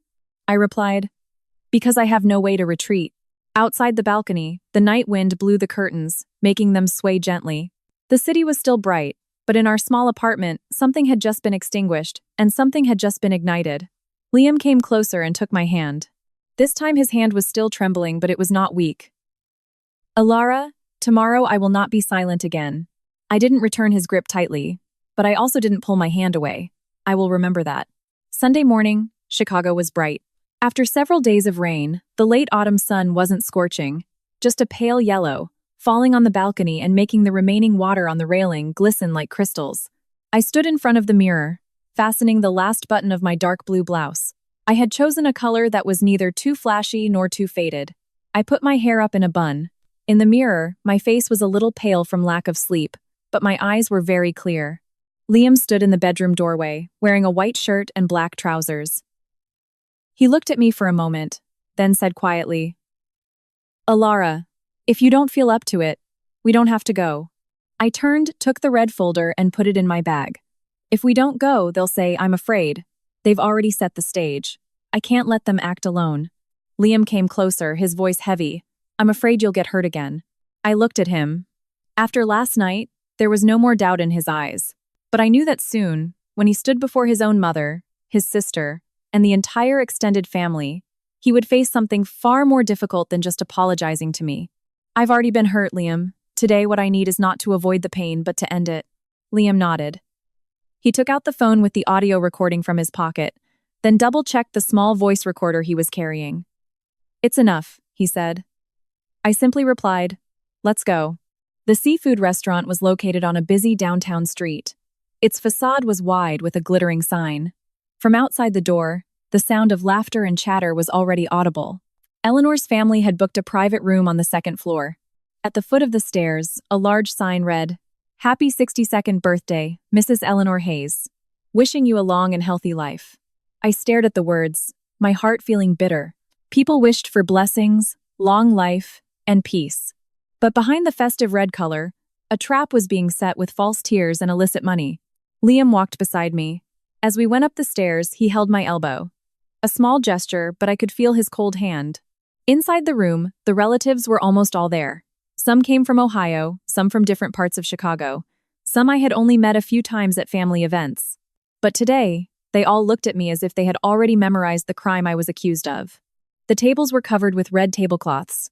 On a small stage, there was a gold backdrop with 2 arrangements of purple orchids and yellow chrysanthemums on the sides.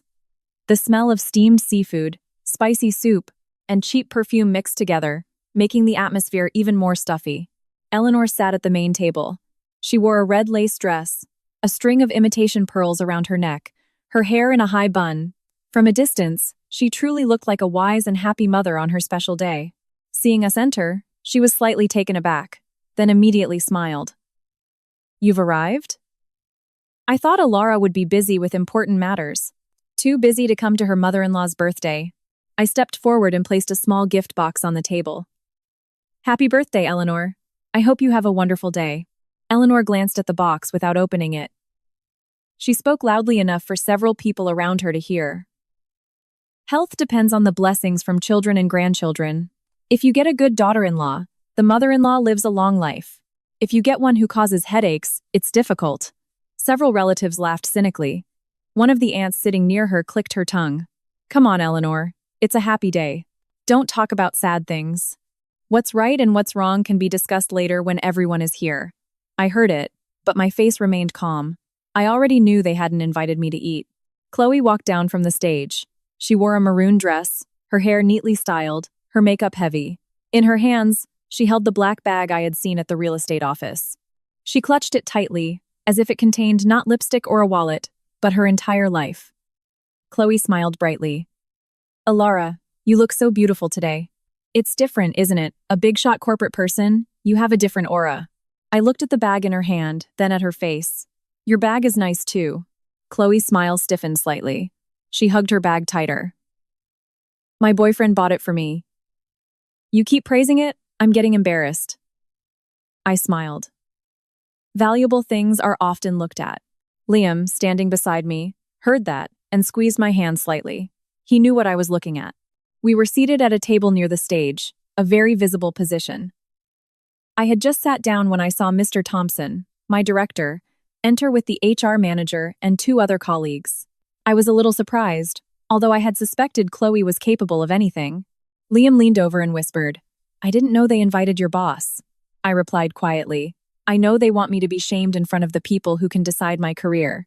Mr. Thompson saw me and nodded. His gaze was calm, impartial. It made me feel a little stronger. At a more distant table, David, my lawyer, was also present. He wore a gray shirt, sitting quietly like a regular guest. When our eyes met, he just gave a small nod. No one from my husband's family knew he was my lawyer. The event began with an amateur MC, one of the nephews, reading a welcome speech. There were lines about a mother being the rock of the family, about a mother being a shelter for her children. I listened, my heart aching. The beautiful words weren't wrong. What was sad was that someone was borrowing the word devotion to force another person to bear slander. Eleanor was invited onto the stage to receive flowers. Liam also had to go up to accompany his mother. He stood beside her, his face tense. Eleanor held the microphone, her voice choked. At my age, I don't ask for anything anymore, just for my children and grandchildren to be harmonious, for my daughter-in-law to have good manners. An old person like me doesn't need a lot of money, just not to feel sad in my old age. The whole room applauded. One of the aunts wiped away a tear. Pretending to be moved, I sat below, looking at Chloe. She wasn't listening to her mother speak. She was looking around, making sure the police hadn't arrived, making sure all the relatives were there, then occasionally looking down to check the lock on her bag. The first course was served, clam chowder. The second, crab cakes. The relatives began to toast, offering congratulations. Someone deliberately walked past my table, sneering. As a daughter-in-law, what's valued is her attitude. Lots of money but no manners is useless. Liam heard that and was about to stand up. I held his hand under the table. Not yet. He turned to me, his hand cold and wet with sweat. I squeezed it gently, not to lean on him, but to remind him to stay calm. When the main course, roasted salmon, was just placed on the main table, Eleanor suddenly put down her chopsticks. She clutched her chest, her face quickly turning pale. The glass of iced tea in front of her was knocked over, the water soaking the red tablecloth. Chloe, I can't breathe. Chloe immediately ran over. Her acting was so quick, I knew this scene had been rehearsed many times in her head. Mom, what's wrong? Are you thinking about the missing money again? The whole room immediately became noisy. Eleanor sobbed, her cries breaking like torn fabric. Oh God, my $16,000. My retirement money. What am I living for? I sat up straight, my eyes never left the black bag in Chloe's hand. The show had begun. Eleanor's cries echoed throughout the room. Just seconds ago, people were raising their glasses to toast and laughing about a happy old age. Now, all spoons and forks stopped. All eyes were on the main table. Eleanor slumped in her chair, one hand clutching her chest, the other patting the table. Oh God, I'm so ashamed. The $16,000 from selling inherited land, meant for my old age, all taken. I'm old, what's the point of living anymore? Chloe immediately knelt beside her mother, hugging her shoulders. Her voice trembled as if for real. Mom, calm down. All our relatives are here today. Liam is here. Alara is here too. Just tell everyone everything. No one will let you be slandered. The way Chloe emphasized my name made the entire room turn to look at me. The gazes were a mix of pity, contempt, and curiosity, but mostly they were judgmental. An aunt stood up and pointed at my table. Who else could it be but her? Since Eleanor sold the land, the one who accompanied her to the bank was Alara. She's an accountant, the one who understands transfers and papers best. An old person's eyesight is poor, their hands tremble. If she wasn't deceived by her, it would be strange. I put down my chopsticks, my back remaining straight. There was anger and pain in my heart, but no more panic. I knew this show was coming, I just didn't expect them to act so flawlessly. Another aunt chimed in. Daughters-in-law these days are scary. They call you mom to your face, but behind your back they drain your retirement funds. Eleanor is too kind, that's why she's being trampled on. An uncle turned to Liam. Liam, you're the eldest son. Your mother is like this, you have to resolve it. Don't be a man controlled by his wife. If you can't protect your mother, do you still have any face left? Liam clenched his fists under the table. I could feel his hand trembling. He was about to stand up, but Eleanor suddenly moaned louder. Liam, if you still defend your wife, I'd rather just die. I'm the one who gave birth to you, the one who endured your father's beatings for years to raise you. Now I've lost my money, and you don't believe me either. That sentence was like a rope tightening around my husband's neck. I saw his shoulders stiffen. The people around immediately gained momentum. See? Mom already said so. Make her apologize. If she won't, call the police. That's a lot of money, not chump change. Chloe stood up, clutching her black bag tightly. She looked at me, her eyes red, but the corner of her mouth was slightly lifted. Alara, I'll ask you one more time. Do you admit to taking Mom's money? If you admit it, apologize in front of the relatives, and promise to pay it back in installments. I think Mom will still forgive you. Liam will also give you a chance. I looked at her. Chloe, you sound very generous, but why would I admit to something that isn't mine? The whole room was in an uproar. Someone slammed the table, still so stubborn at this point.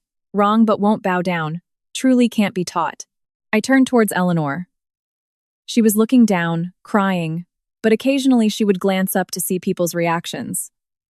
I suddenly felt more sad than angry.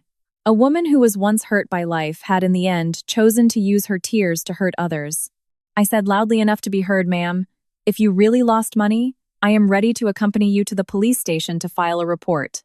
But you can't just cry and force me to admit guilt." Eleanor lifted her head. "Do you hear that? She even dares to challenge the police. Today, I won't be patient anymore. Chloe, call the police. I'm old, but I won't let anyone trample on me." Chloe seemed to have been waiting for just that sentence. She immediately took out her phone, her hand holding it trembling just enough for others to think she was emotional. "Hello, good afternoon. I want a report. At the seafood restaurant on this street. My mother lost her pension money, $16,000. The person suspected of taking it is here. There are many witnesses. Please, officers, come and help our family." I heard every word. My heart went cold. The way Chloe spoke was so cunning. She didn't call me her sister-in-law, just the person suspected of taking it, as if I were no longer part of the family. Mr. Thompson, sitting at the guest table, looked at me. The HR manager looked worried and put down her glass. I knew that if I couldn't prove the truth today, my career, even if clean, would be forever tarnished. Liam leaned towards me, his voice very low. "Alara, are you still calm?" I replied. "I'm still calm, Liam. What about you?" He looked at his mother, at Chloe, and then at me. His eyes were red, but this time there was no more doubt. I remember my promise. I said nothing more, just placed my hand on my bag containing the red folder. About 10 minutes later, 3 uniformed police officers entered the room. Their presence made the previously noisy atmosphere fall silent. The lead officer, a man in his 40s, asked in a firm voice, "Who made the report?" Chloe quickly raised her hand. "I did, officer. My mother lost $16,000. Our family suspects my sister-in-law, Alara Vance, took the money. She was the one who accompanied my mother to the bank, and she's the one who understands finances best." Eleanor immediately joined in, crying, "Please help me, officer. I'm old. I had a little money for my old age, and my daughter-in-law took it. She's also very articulate because she's a senior accountant. I can't win an argument with her." The officer turned to me. "Are you Mrs. Alara Vance?" I stood up. "Yes, officer, I am. There is now an official report, and this case involves a large sum of money. Ma'am, please come with us to the station for questioning to avoid further disturbance here." I nodded. I am willing to cooperate, but I also have evidence I need to present. Just as I said that, one of the aunts interjected. "What more evidence? The evidence must be hidden somewhere. The police should search her now before she gets rid of it." The crowd became noisy again. Some overly emotional people moved closer to me. A young officer accompanying the lead moved forward to maintain distance. He placed a hand near his radio, asking everyone to step back and let them do their job. The tension in the restaurant was palpable under the bright yellow lights. At that moment, the entire room seemed to hold its breath. Chloe stood behind her mother, clutching her black bag tightly. Her eyes shone with triumph. Eleanor also stopped crying for a moment, as if waiting for the moment I would break down in front of the whole family. I took a deep breath, preparing to open my bag to take out my files. But before I could speak, Liam stood up straight. He stepped forward, standing directly in front of me, his broad shoulders blocking the crowd's view.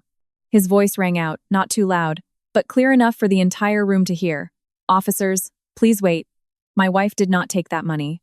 If anyone needs to be investigated, the first person should be my sister, Chloe Hayes." The entire room was dead silent. Eleanor stared at her son as if in disbelief. "Liam, what did you just say?" Liam didn't turn around immediately. He was still standing in front of me, his back straight, his hands trembling slightly but not retreating. I looked at that back, my nose stinging.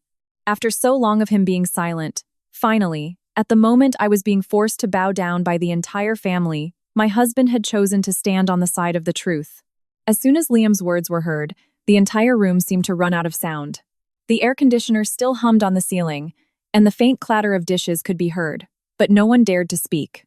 I stood behind my husband's back, watching his shoulders tremble slightly. I knew he was not calm at all. This man had spent half his life loving and yielding to his mother, believing that as long as he was patient, his mother would stop suffering. But today, he was the one who had to bring the truth before her. Eleanor stood up straight, her face flushing. Liam, repeat what you just said. You're telling the police to investigate your own sister? You're defending your wife to the point of bringing down your own mother and sister? Liam turned to face his mother. His eyes were red, but his voice was clear. Mom, I'm not bringing anyone down. I just won't let an innocent person be brought down anymore. Eleanor clutched her chest and staggered as if she were about to fall. An aunt rushed to support her, shouting, My God, Liam has become so ungrateful. His mother has a heart condition, and he still dares to speak like that. In the past, just hearing the word disloyal would have made Liam yield. But today, he did not back down. He looked at his mother, each word as heavy as placing a stone on a table. Mom, you were beaten by Dad. You were controlled. You lived in fear. That's why I've loved you my whole life. But Mom, a person who has suffered does not have the right to use their suffering to torture others. Alara is not a shadow of you in the past. My wife has done nothing wrong that would make her have to bow her head and bear this shame. No one expected Liam to dare say that. Eleanor was stunned. Her tears were still flowing, but this time, not as smoothly as in her earlier performance. Chloe stepped forward, clutching her black bag even tighter. Liam, you've been brainwashed by her. I'm your sister, she is your mother. And you believe an outsider? Liam turned a sharp gaze on Chloe. Alara is my wife, not an outsider. And you are my sister. But that doesn't give you the right to take Mom's money and then accuse your own sister-in-law. Chloe's face turned pale. You're talking nonsense. What money? When did I take it? Liam pointed straight at the bag in his sister's hand. What did you buy that bag with? What did you use for the down payment on the condo in the suburbs? The $4,200 debt to the predatory lender? Where did you get the money? And the $1,800 you have in that bag right now? You were planning to frame my wife, weren't you? The whole room erupted in whispers. The mention of the loan shark's name made several relatives exchange worried glances. Chloe took a step back, her lips trembling. Liam, who did you hear that from? Alara must have made it up. I stepped out from behind Liam's back. I opened my bag, took out my phone and the red folder. I didn't speak loudly, but my voice was clear enough. Chloe, I didn't make it up. And the camera in my house can't make things up either. I played the video recording from 3:12 a.m., aiming the phone's screen at the police officers. Then Liam took the microphone from the table and held it near the phone's speaker so everyone could see and hear. In the black and white video, Chloe snuck into the apartment, walked straight to the drawer, and took Eleanor's ID and ATM card. A collective gasp was heard. The other aunt covered her mouth. Is that really Chloe? Chloe ran to snatch my phone. You recorded me secretly. You're breaking the law. Liam blocked her. You were the one who snuck into our house in the middle of the night to take Mom's ATM card. Now you're saying someone else recorded you secretly? Chloe, don't disappoint me even more. I turned to the police officer. Officers, this is a copy. The original file is saved on a USB and in my personal email. I am willing to provide it. It was then that David, my lawyer, stood up from his table. He approached politely and handed his business card to the officer. I am David Chen, legal counsel for Mrs. Alara Vance. In addition to this video recording, we also have an audio recording that clearly shows a plan to place cash near Mrs. Vance's position during today's event. We request that the officers examine the contents of the bag belonging to Miss Decken. Chloe Hayes to ensure evidence is not destroyed. Chloe screamed, No, that's my bag. You can't touch it. The lead officer looked at her, his voice firm. Ma'am, please calm down. There is a report of lost assets and evidence pointing directly to you.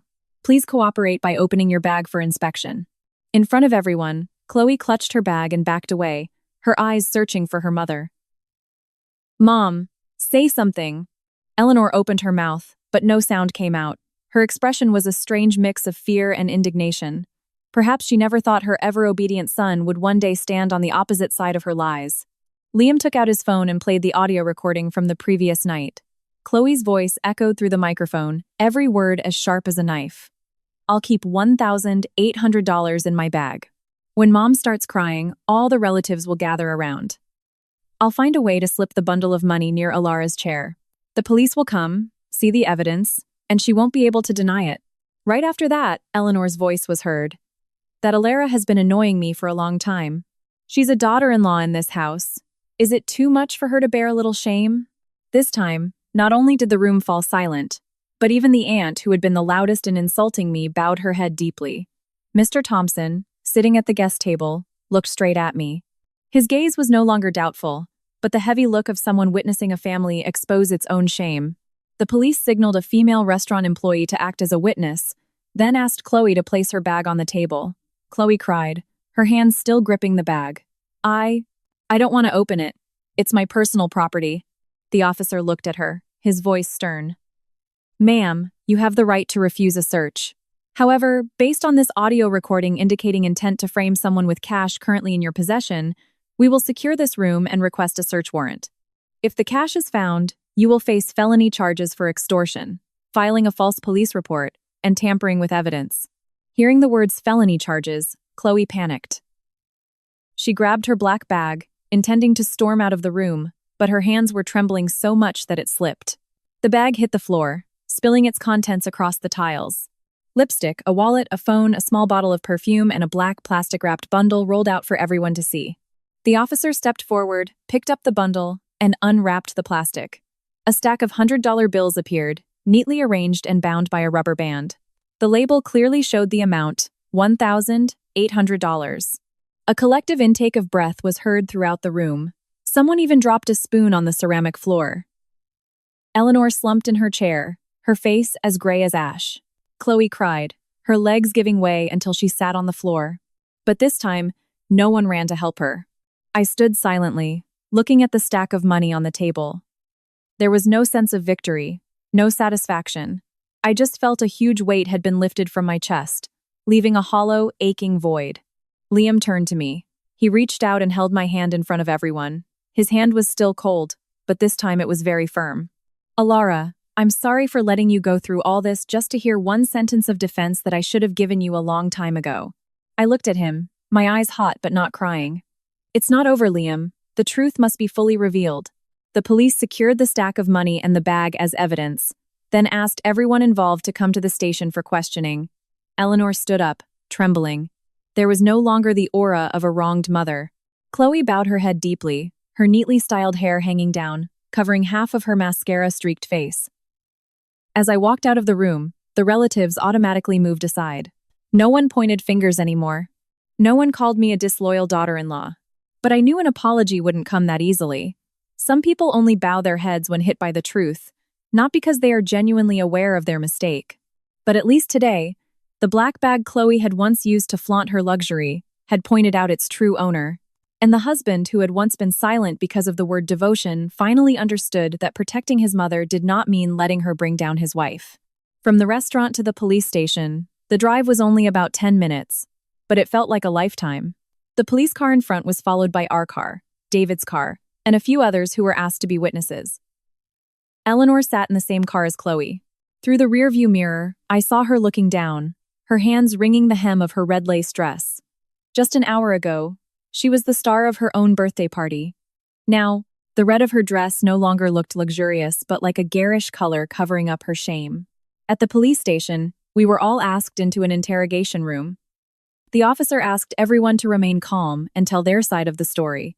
The black bag, the stack of $1,800, and Chloe's phone were placed on the table as evidence and recorded in the report.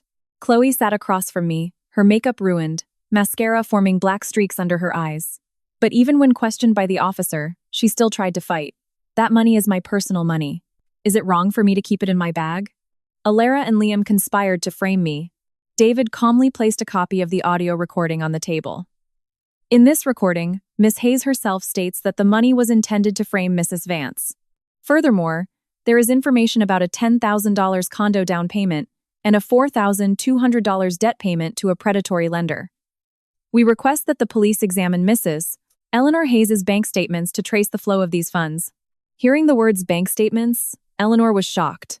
I don't remember. How would an old person understand transfers like that? Liam, sitting next to me, looked at his mother. His gaze was so pained I couldn't bear to look at him for long. Mom, you don't understand? But Chloe took your ATM card and ID at 3 a.m. It was recorded on camera. Are you still going to say you know nothing? Eleanor's lips trembled. Liam. I was just afraid of being embarrassed. I didn't want the problem to get this big. Liam gave a bitter smile. You were afraid of being embarrassed, but you let my wife be shamed in front of the entire family. Accused of theft in front of her boss? In front of the police. Your pride is valuable. Is that it? That question made Eleanor bow her head even deeper. For the first time, I saw her unable to immediately burst into tears. Maybe because the tears she usually used were no longer effective in a room full of evidence. The police contacted the bank for initial verification. Since Eleanor herself had reported the loss and was now at the police station, the checking process could be done quickly with the bank's cooperation. Nearly an hour later, a copy of the major transactions was printed out. Each line of numbers appeared clearly, cold, and unforgiving. On the 8th of last month, $10,000 was transferred from Eleanor's account to a real estate company. The memo: Condo DP for Chloe Hayes. I glanced at Chloe. Her face was ashen. The officer continued. On the 12th, a cash withdrawal of $4,200 at an ATM. The bank's CCTV would need to be checked, but the withdrawal slip had the account owner's signature. On the 15th, another cash withdrawal of $1,800.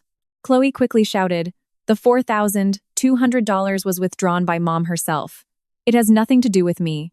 Liam placed his phone on the table and replayed the audio recording, right at the part where Chloe mentioned the loan shark's name. Her voice was clear in the room. $4,200 to pay off a loan shark. He's got his money. He'll keep quiet. No one spoke, only the sound of the ceiling fan. The recording officer asked, "Who is this loan shark?" Chloe bit her lip and didn't answer. David added another piece of paper. "I have a screenshot of a message from an unknown number sent to Mrs. Vance, as well as some initial information about a predatory online lending company. We request that the police investigate further." Chloe cried. "I just borrowed it temporarily. My sales were slow. I was being hounded by debt collectors. I was scared. I didn't mean any harm. It was Mom. Mom said she hated Alara. She said if Alara confessed, Liam would divorce her, and the apartment could."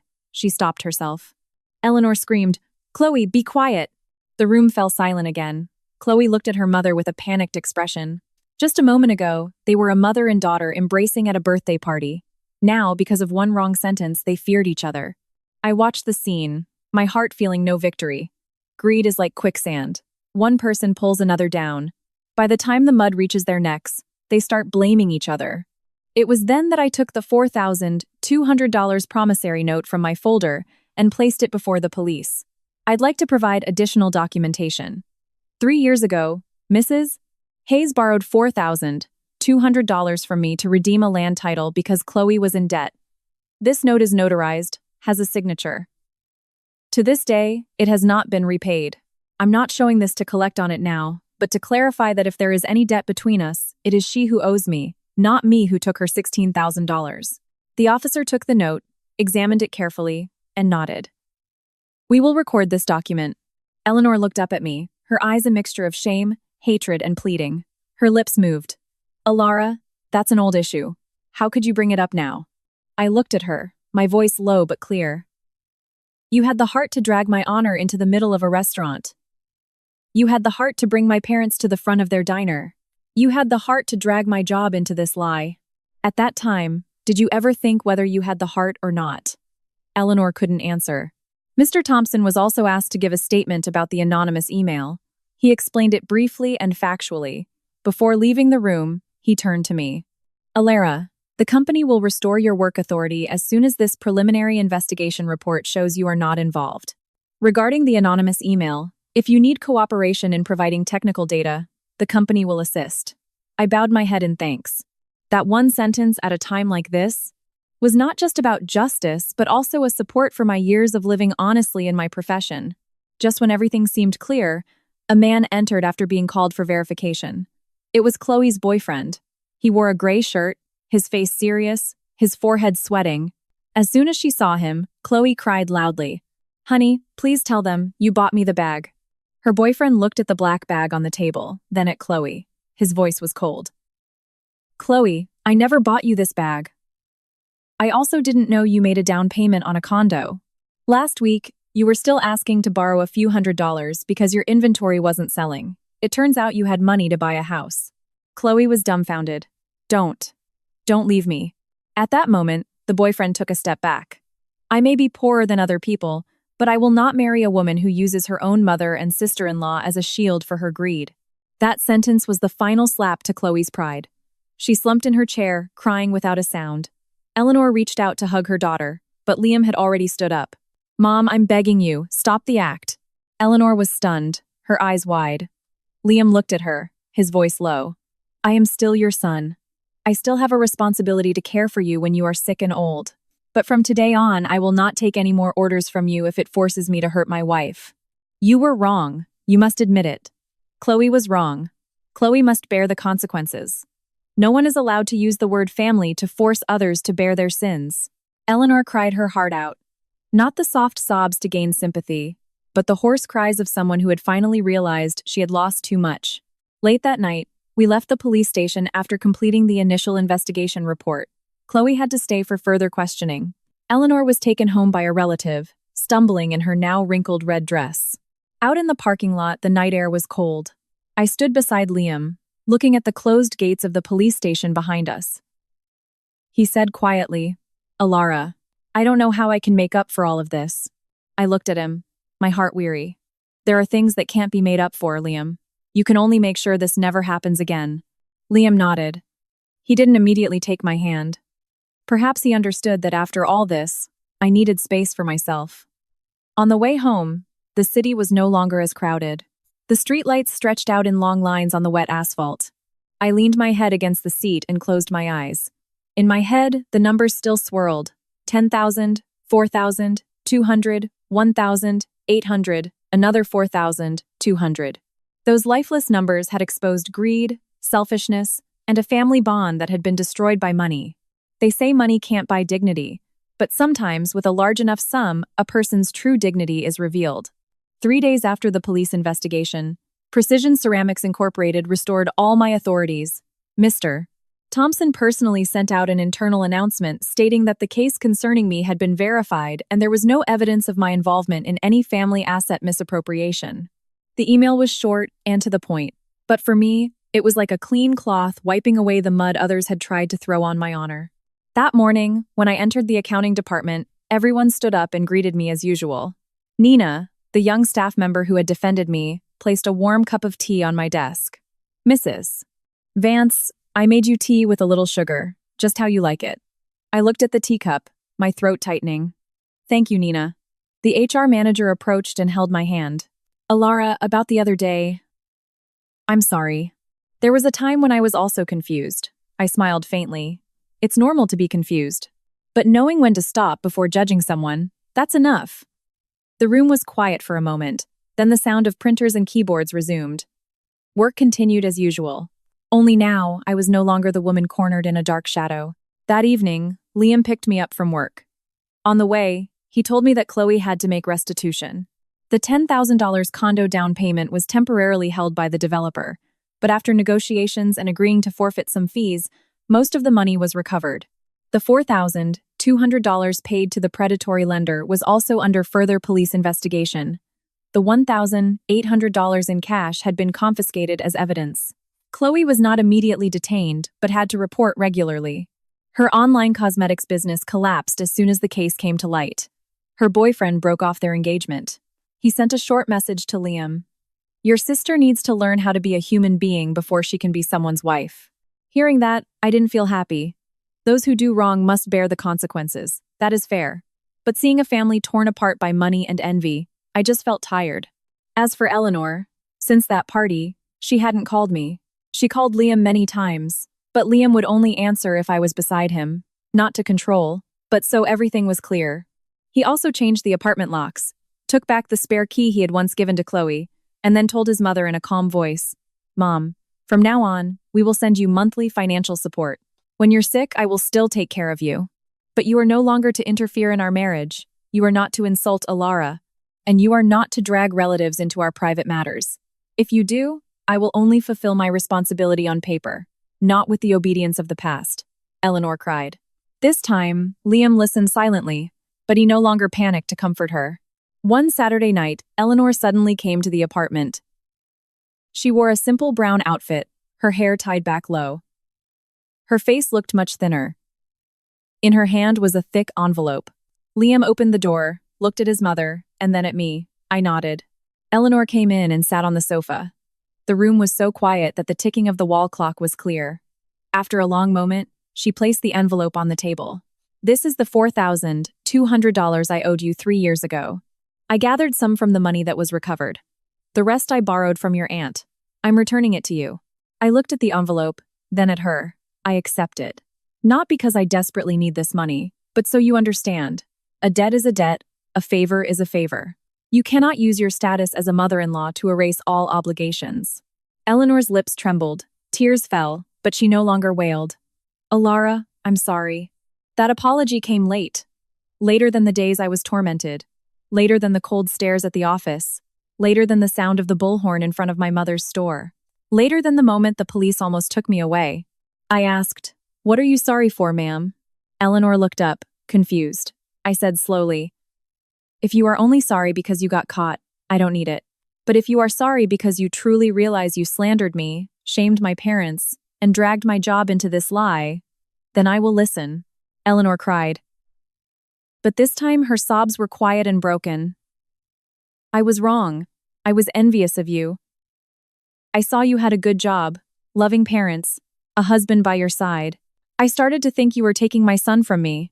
I suffered my whole life because of your father. I wanted you to know what it feels like to be afraid of a mother-in-law, like I was once afraid of my husband. I was wrong." Liam turned his face away. I knew he was hurting. I was hurting too. But this time, the pain no longer made me bow my head. "You suffered. I understand that. But suffering is not a license to make others suffer. I will not force Liam to leave you. I will not forbid you from seeing your son. But from now on, there must be a boundary between you and me. I can respect you, help when needed, but I will not let you trample on me again." Eleanor nodded, tears streaming down her face. "Yes, I understand." I didn't know if she truly understood. People can't change overnight. But at least that day, for the first time, she admitted her mistake without blaming her past. A week later, Eleanor sent an apology to the family group chat. It wasn't long or flowery, but it was clear enough. She admitted to being influenced by Chloe, accusing me without proof, and damaging my family's reputation and my career. The aunts also had to come to my mother's store to apologize in front of the neighbors who were witnesses that day. My mother didn't scold them. She just said, "Well, if you know you're wrong, you fix it. But next time, don't come screaming at someone's house." It's easy to shout when you are angry, but taking back cruel words is hard. My father stood beside her, pouring tea for the guests, as friendly as ever. But from that day on, no one in Liam's family dared to look down on my simple family. As for the two of us, we didn't immediately go back to being affectionate. There were dinners that still felt silent. There were nights I woke up remembering the divorce petition in his jacket pocket. There were times when Liam wanted to hold my hand, then pulled it back, afraid I wasn't ready, but he changed. He started accompanying me to my parents' house more often. He called on his own to ask how my mother was doing after the day she was shamed. He learned to say no to Eleanor, even though every time he did, he would still stand on the balcony for a long time, pondering. One night, he placed a small notebook in front of me.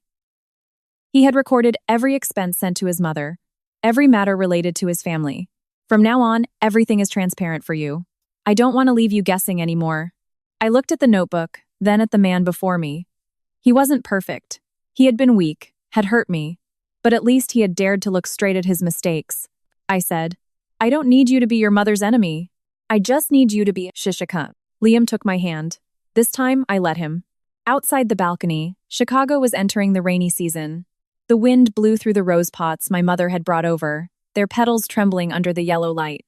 I suddenly thought that in life, it's only after you've walked half the road that you understand. Family is not a place where whoever has the loudest voice wins. Nor is it a place where the young must forever bow to the old. A family only truly becomes a family when there is love, there are boundaries, and there is respect. A daughter-in-law can be patient to maintain harmony. A son can be devoted to repay his parents. But patience does not mean accepting slander, and devotion does not mean covering up mistakes. A person who has suffered should know better how to love others, not pass down their suffering to their daughter-in-law and the next generation.